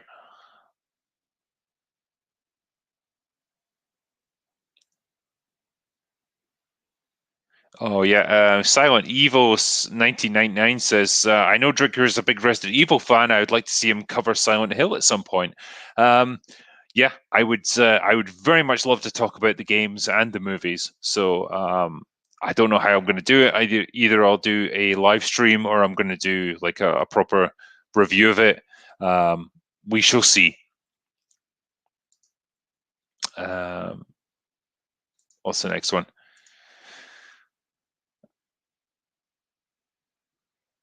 Oh yeah, Kevin S says, do you guys think some of that is because the video on demand and streaming becoming the standard and movies becoming event/blockbusters or meh? I mean, we're living in weird times. The market is all over the place right now. You know, people can't go to the cinema, so movie theaters are shut down. Streaming services are going through the roof right now. So I don't know what's going to become of that. Once all this is over, I would like to think that we'll get back to some sort of normality and we will have movies again that we can go and see. But right now, yeah, like Disney are pumping absolute mega bucks into their streaming services. Marvel are doing the same with WandaVision. So like that's where the money is right now, and like the market.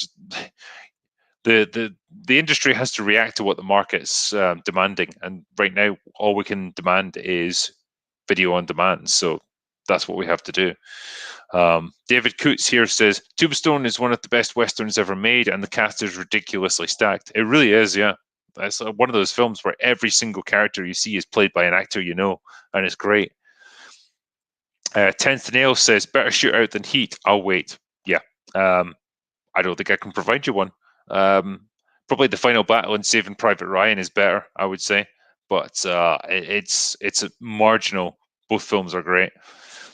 Stephen Otten says, sadly, I always had to go back 30 or 40 years for really great movies. You do. That's the thing. And it's something I've talked about before. It's great that they're there. It's just really sad that we're not producing anything that measures up to it anymore. Margot Lane says, thanks for making a grumpy cynic laugh at Hollywood's expense, fellas. Keep it up. You're doing the Lord's work. God bless. Thank you. We really love to laugh at Hollywood here. Marksman says, did either of you guys buy stonks? I'm swimming in stonks right now, and I'm loving how well the stonk market is doing. 10th Nail says, they could try Punisher one more time. Bernthal. Yeah. He's your quintessential Punisher right there.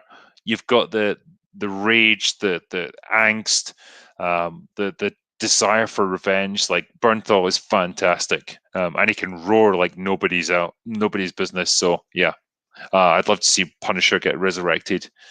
Darren Leslie says, "Hey drinker, any chance of chatting about Peter Jackson's King Kong?" God damn, Yeah, it's been a while since I've seen that. I would need to rewatch it, but I remember it being kind of shit. So yeah, I would do a stream on it for sure. Kalashnikov says, "Was my birthday yesterday? So here's a beer on me. Sorry, happy birthday, Kalashnikov. Please watch the new Magnificent Seven. I think you'll enjoy it. Many manly characters, great action, just good fun. Yeah, I've heard a lot about the Magnificent Seven. Haven't seen it. The cast is pretty good, so I'll give it a go. And it'd be nice to see just an old-fashioned Western adventure story again."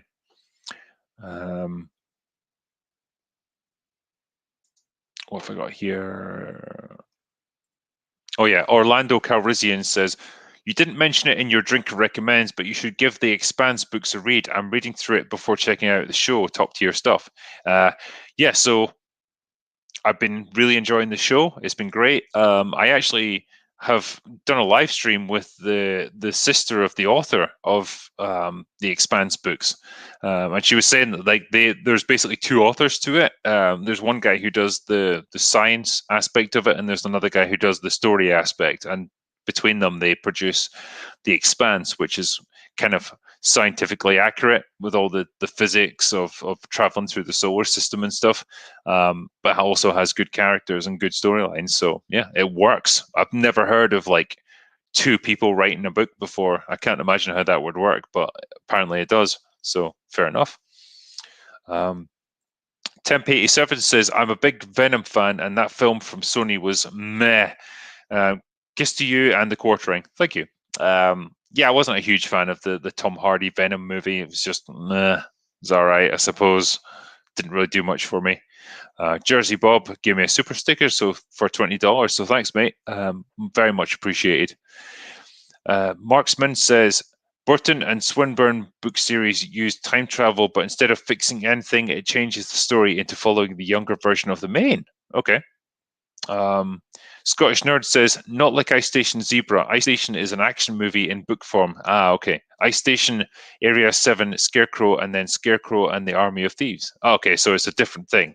Fair enough. Yeah, so I haven't read that, but I'll need to keep a lookout for it. What's next? Brian H says, "Tremors." Yes, Tremors is fucking awesome, and I can't wait to talk about it. Brett Cohen says, "If Guardians 3 came out first and Thor died to create Dark Thor through Galactus, and Thor 4 was about Jane's redemption of Thor handling the mantle back, you could have replaced the actor while having more meaning." Thoughts? You could. I just don't think that you would want to, because people really associate Chris Hemsworth with Thor, and replacing him at this point just seems like a really bad move. Like, Hemsworth is young; he can keep doing this for like the next 10 years easily.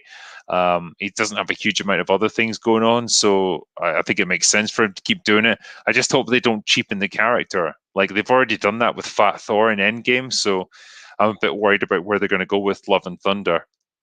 I just want to see Thor finally come into his own. Like, he's spent like 5 or 6 movies doing it. I think he's earned it now. And that's why I did my like Drinker Fixes Thor video. Jerry Brown says, "Just starting Shadow Conflict and loving the series so far. Was wondering your opinion on my favorite movie, Man on Fire." Damn, I saw Man on Fire like once, like 10 years ago when it came out, but no, it wasn't 10 years ago. It was about 6 or 7 years ago. I really liked it. Denzel Washington is fantastic. But yeah, I would need to rewatch it to give you a better sort of detailed synopsis. But like, I remember really liking it. I like his performance. He was really intense in it. So yeah, good movie. Superman, if he wasn't scared. Here's a little donation for the next episode's booze. Your damaged liver is a price I'm willing to pay. But is it a price the National Health Service is willing to pay? That's the question. Legion Steve says, "Friday night, bottle of Jack Daniels, watching Drinker and Jeremy talking about movies. Awesome." Yeah, not a bad way to spend your Friday. So I'm glad you joined us for that. Let me just refresh this here. Also, if I'm squinting a little bit, it's because I'm really fucking drunk and I'm struggling to look at the fucking screen. I feel like an old man here. What's that, you rich sonny? All right, where are we? Oh, still further down, further down, further down. Okay, here we go. Oh yeah, here we go. Disney Patterson says, thanks for the reviews, Critical Drinker. Started watching The Expanse following your review. Ensures I don't waste time on dead-end shows. Yeah, The Expanse is not a dead-end show. It's an excellent one, so I hope you enjoy it. Misa Sub 77 says, Using can call me Misa Sub instead of Misa Sub. Misa, Spanish for table. If you's a wanna, you're pretty enough to call me whatever you want. Thanks, man. I'll stick with Misa Sub for now. Joan Ochiltree says, all this Val Kilmer talk makes me think of his wonderful song, Hold On to Daddy. Just might listen to it after this stream just for a good laugh. Yeah. Kristen Kruger says, I like what you said about this close, not gay bond between Doc and Wyatt. Another fantastic example of this is Ed Harris's Appaloosa. Great film. Yeah, indeed. I think movies like this were fine with showing that really close bond between guys that had fought with each other and saved each other's lives. That's going to create a closeness that you just can't match, but it doesn't have to be romantic. And that's what movies nowadays miss. Paul Fogarty says, I watched Unforgiven at your suggestion and loved it. Good. Nothing makes me happier than when people watch films like that and just enjoy them. Like they've never would have bothered with them before, but they saw them, and I'm glad you liked it, man. Great film. Matthew Trump says, in the 1980s, we took our image from Scotland from Local Hero. I think I fell asleep watching it. Local Hero, I don't know what that is. But yeah, if that's your image of Scotland, then fair dues, man. Judo Cricket says, Drinker, you're mistaken. Sam Elliott didn't grow that mustache. He is that mustache. He just grew a human to fit in better. Yeah. Like Sam Elliott, man. There's not every man who can grow a tash like that, but he absolutely can. And if you can, then why not show off? It's like a girl if you've got big boobs. Why wouldn't you show them? Stephen J. Dardin says, have you seen Firefly, sci-fi western TV series? No, I've seen Serenity, but I haven't seen Firefly, weirdly. So I do know that it was a show cancelled before its time, which is a real fucking shame. When I think of all those shows back in the day that got cancelled, like ahead of time, I compare them to what we're putting out today, and it's just shit. Like what we had back then was so much better. 10th Nail says, Black and Tans, mates. Cheers, man. Brian H says, The Princess Bride. Indeed. One day. Mighty Balzac says, Night Out in Dundee. Well, la-di-da. There's nothing la-di-da about a night out in Dundee, let me tell you, man. Grab Her by the Sushi says, holy wow, 2 of my favorite YouTubers in one live stream. Geez, love you guys. You keep me entertained on the way to work, gym, whatever. It's great to keep up the awesome content, both of you. Thank you, and I'm glad you enjoy our stuff. Brett Cohen says, you can puke as long as you chew it back down and carry on. Real man's game. Yeah, a real man spews up and then carries on with his night out. So it takes some mastering, but you can get there. Lar Parker says, have you seen The Assassination of Jesse James by the coward Robert Ford? Yes, I have, actually. It's one of the most underrated Western films of all time. I didn't love it, but I did get what they were going for with it, and I appreciated the accuracy of it. So yeah, good film. Wizard Glick says, tall in the saddle, because the 2 female leads are very attractive. Okay. Laparca 1138 says, how about the Young Guns films? The performances are amazing and the action scenes are awesome. Yeah, I mean, I kind of saw them as fluff compared to like other Westerns. They were like action movies just that happened to be set in like the Western sort of genre. But like, I know the first one was like one of those iconic movies from the 80s, early 90s. But yeah, I need to rewatch them, I think. Ronnie DiGio says, The Outlaw Hosey Wells, greatest of all time Western. I don't know if it's the greatest of all time, but it's an absolutely fantastic film. Definitely up there, like my top 5. Dragon Reborn 35 Darren says, enjoying the live stream, and you two are my favorite YouTubers. El Dorado and Ron Zakabaya are 2 really good runs that you should both try. Oh, sorry, rums that you should both try. Excellent. Yeah, I'm always looking for a new rum, so I'll keep them in mind. Thanks, man. Ace Sped says, Nick Cage Mandy, great film. Yeah, it really fucking is. It's batshit crazy, but it's lovely at the same time. King Hess says, I'm your Huckleberry drinker, and I may be drunk, but I got 2 guns, enough for both of you. Lol. Also, what's your opinion on the show Vikings? I've only seen like the first few episodes of Vikings, but I really liked what I saw. I like that down and gritty sort of realism that they had going on. So I don't know if it sticks with that, but I enjoyed the first bit. I just need to get back into it. Andre Lopez says, what do you think of Open Range with Robert Duvall and Kevin Costner? I haven't seen Open Range, I'm afraid. And that pisses me off because you've got, like Robert Duvall and Kevin Costner, 2 incredible actors. So yeah, I need to see it. Warlock says, where's Anna? That critical Star Wars drinker best ship. Yeah, I can't have Anna on every stream, unfortunately. Yeah, we did Silence of the Lambs like last week, so we'll do something else at some point, I'm sure. Enoch Mammon says, I just rewatched Batman Mask of the Phantasm. It came out the same year as Tombstone and also has Dana Delaney in it. Oh, really? Okay. There's a scene where she exclaims, he laughs, in the exact same inflection as in Tombstone. Well, there you go. That's someone's acting range right there. Terrible Fire says, I love the channel. I quit Twitter. Get a bottle of Bucky down you with this. Cheers, mate. £5 will actually get me a bottle of Bucky, so I appreciate it. George says, what about 310 to Yuma? Quick and the Dead. 2 good performances from Crow. Love your stuff.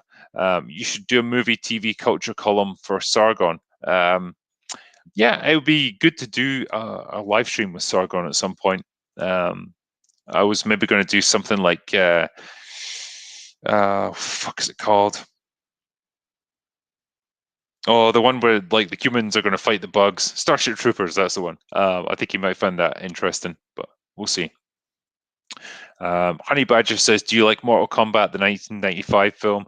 Yeah, classic video game adaptation. It's batshit crazy, but it's fun at the same time. So that's kind of what you want. It's Not a Xylophone says, Drinker, you're the best reviewer on the web, man. I really appreciate you. Well, thank you. And I do my best. Wormy Spoons says, Raised by Wolves is not Netflix, it's Ridley Scott. Yeah, but I thought it was available on Netflix. If it's not there, it'll be like Amazon. Do feel free to correct me if I'm wrong on that one.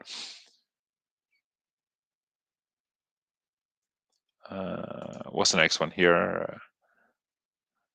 Dark Hunter says, Hey drinker, love your content. Enjoyed Redemption, even if it's not my genre. One problem: first 100 pages, could not stop reading them with the drinker's voice. Cheers. You shouldn't ever stop drinking. You shouldn't ever stop reading them with the drinker's voice. That's how you should do all of it. David Block here says, whoever just mentioned Real Genius, I second that motion. Great 80s flick. Nice one. Ace Spade says, Drinker, please write a Western script. Give me some time. I'll get around to it. Neil Green says, love your vids, mate. Keep safe. Thank you, man. And you too. Old Man Willie Boy says, maybe your oldest fan, 57-year-old White Oaf, Edinburgh. Nice one. I love a fucking night out in Edinburgh, man. It's the best city to drink in. There's so many classic pubs there. Yeah. If you're next time you're out, let me know. We'll meet up and we'll have a pint. Enoch Mammon says, seriously underrated Val Kilmer is The Ghost in the Darkness. Yes, with Michael Douglas. Great film. Easily Jerry Goldsmith's best original score. Yeah, great film. And one day I'll review it. Ned Wobb says, can the drinker recommend a good whiskey? Yes, I can. Lagavulin 16. brilliant. It's not cheap, but you get what you pay for when it comes to whiskey. So that's a good one. Matthew Trump says, memoir by William Goldman, the author of Butch Cassidy and Sundance Kid, is a fantastic read about Hollywood. Okay. I imagine it reveals quite a bit. Fanter Boomer gave me $5, so thanks, mate. Arch Stanton says, the No River scene was apparently really real by all accounts. It's a bit cheesy, sure, but you know what they say, truth is always stranger than fiction. Yeah, excuse me, I just about blew out my microphone there. Yeah, like I was saying to Jeremy earlier, as far as I know, that pretty much did happen.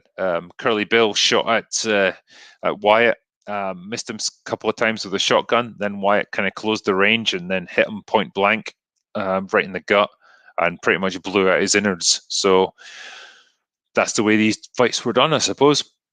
Douglas A. Burton says, Drinker, would you ever consider a deep dive on Amadeus? A bit of a different flick, but damn, one of the best films ever. I would need to see it first. I've never seen Amadeus, so I couldn't tell you. But if it really grabbed me, I would definitely do a deep dive review on it. That Nobody Guy says, I echo the phrase of Godless. It's one of the series on Netflix. Good Western vibes. Jeff Daniels makes a great villain. Jeff Daniels is just always awesome. Trenton Quinn says, would love to talk about Collateral. Same director as Heat and a severely underrated movie, in my opinion. The quick draw scene was awesome. Yeah, Tom Cruise was great in Collateral. So was Jamie Foxx. So, yeah, good film. Arch Stanton says, you should check out The Shadow with Alec Baldwin. It's not perfect, but it's a pulpy good time. The Shadow. I feel like I've seen it, but it's not quite coming to mind here. I think I'm thinking of The Phantom with Billy Zane, and that's something very different.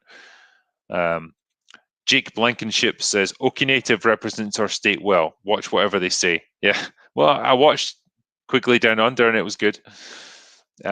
Henning Hens gave me a super sticker, and so did L. Duncan, so thank you, chaps. Mega Brand C says, no comment, love your stuff, lad. Just wanted to buy you a pint. Thanks. Cheers, mate. Let me just refresh this.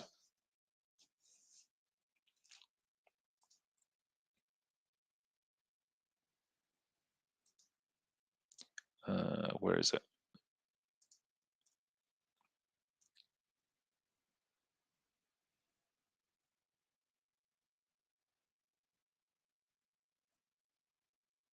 Oh, yeah, here we go. Chris Lambert says, thoughts on Ice Pirates? Don't judge me, loved it as a kid. Ice Pirates? I couldn't tell you. I've never seen that. So I don't know. Is it a kid's show or is it a movie? I don't know. Frog Booger says, Drinker, your work is hilarious, top-notch entertainment. Always love Doc's line when he's called the drunk piano player seeing double. I got 2 guns, 1 for each of you.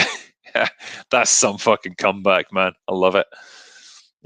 Aegis Flow says, thank you for hosting these live streams. Check out Friedkin's Sorcerer. I think it's been overlooked. Solid action film. Please review Wild at Heart. Man, so many movies to review. I've got a busy time ahead of me. Fanta Boomer gave me $2, so thank you, mate. Thomas C says, we need a drinker review of Soldier. We will. We'll either do a live stream or a review of it, but I think Dankbush was wanting to talk about it. So, yeah, it's a good Kurt Russell movie. I will definitely do that. Space Plant says, just bought one of your books. Can't wait to see it on my top of the stack of books on my bed. I haven't read yet. Yeah, well, I hope you do get around to reading it, but thank you for buying it anyway. Magnus says, as a recent millionaire, here's your share. Thanks, mate. M. Wolf says, if you ever have the bandwidth to review a foreign film, The Man from Nowhere is brilliant. I've heard about The Man from Nowhere, actually, so yeah, I would like to look at that. Trenton Quinn says, Sam Elliott shaving his tash should be a war crime. Yeah, that tash is just a national treasure. Phil Moore says, once done with Heat, can you review Cold, Lukewarm, and the all-time classic just right afterwards? Yeah, I will. Heat will be enough, I think, to keep me going for now. Phantom Boomer says, The Long Riders did it right this time. Okay. M says, Critical Drinker, please sing Soon May the Wellerman come to bring us sugar And tea and rum. One day when the toughing is done, we'll take our leave and go. I'd like to sing it, but I don't know what tune it's meant to go to. Sorry. Ken of the North says, love this movie. Thanks for reviewing it. This and Unforgiven were the last good Westerns. Yeah, quite possibly. I can't think of much beyond it. Ian the Beer Rabbi says, did you see the countdown timer for the US government giving info on UFOs? You should review that. Yeah. Fucking UFOs, man, honestly. What to distract us from next? Night King 01 says, this movie's production was a bit of a disaster. Kevin Jarre was booted off directing. Yep, that's like what I said. He got overwhelmed with directing a mainstream movie like this. And George P. Cosmatos was a jerk. Russell basically directed it. Yeah, that's what I heard. Cosmatos had a really hard work ethic for his actors, and it did not go down well, so everyone fucking hated him on set. Rick the Bastard says, keep up the good work, mate. Thank you very much. I shall try. Asperos12 says, God bless Drinker. Love your work. Thanks for all you do. Praying for you. Thanks, man. I appreciate that. I'm gonna refresh it one more time.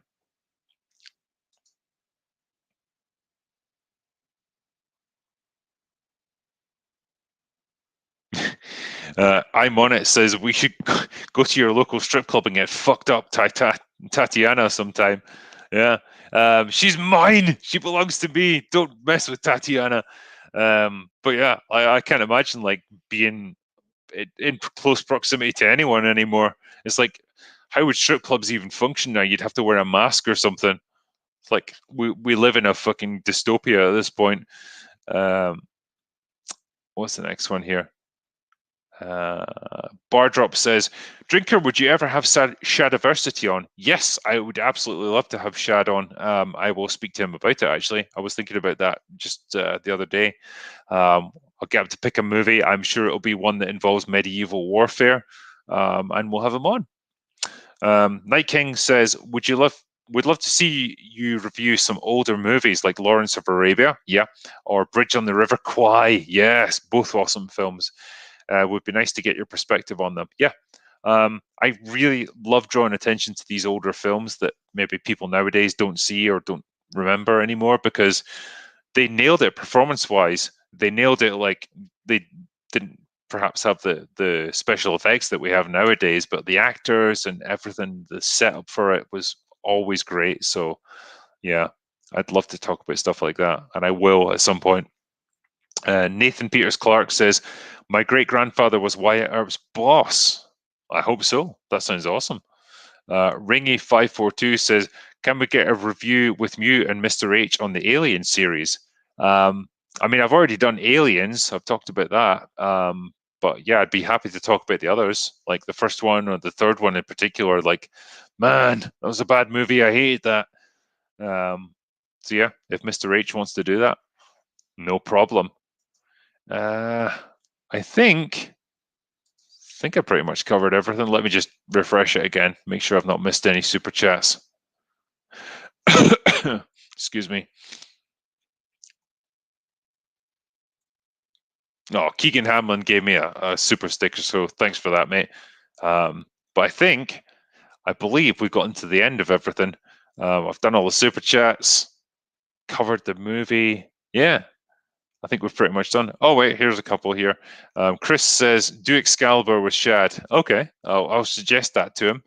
And Night King 01 says, apparently Sylvester Stallone suggested Cosmatos to Russell as he helped Stallone by directing Rambo 2. Cosmatos basically was a yes man for Kurt Russell. Yeah, I can get behind that. I mean, I've heard that he was an asshole on set and that Kurt Russell had to kind of work behind the scenes, but yeah, the idea of like a guy who did Rambo 2 also doing a Western like this, yeah, it's an interesting one. Big Y2 Trek fan says, given it turns 30 this year, do Terminator 2. I've done Terminator 2 with Mahler. Like, we talked about that at great length. We covered it for about 4 hours.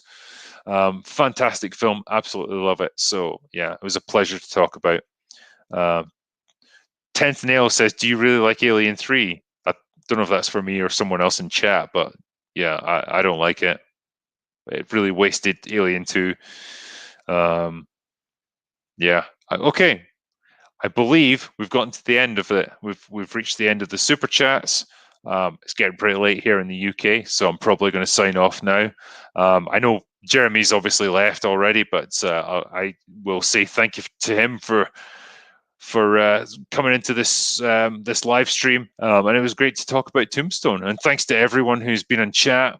Thank you for all the super chats and everything. Thanks for your generosity, and I'll see you for the next one, and we'll see what we can get sorted out then. But yeah, in the meantime, thanks for that, and that's all I've got for today. So I'm gonna go away now.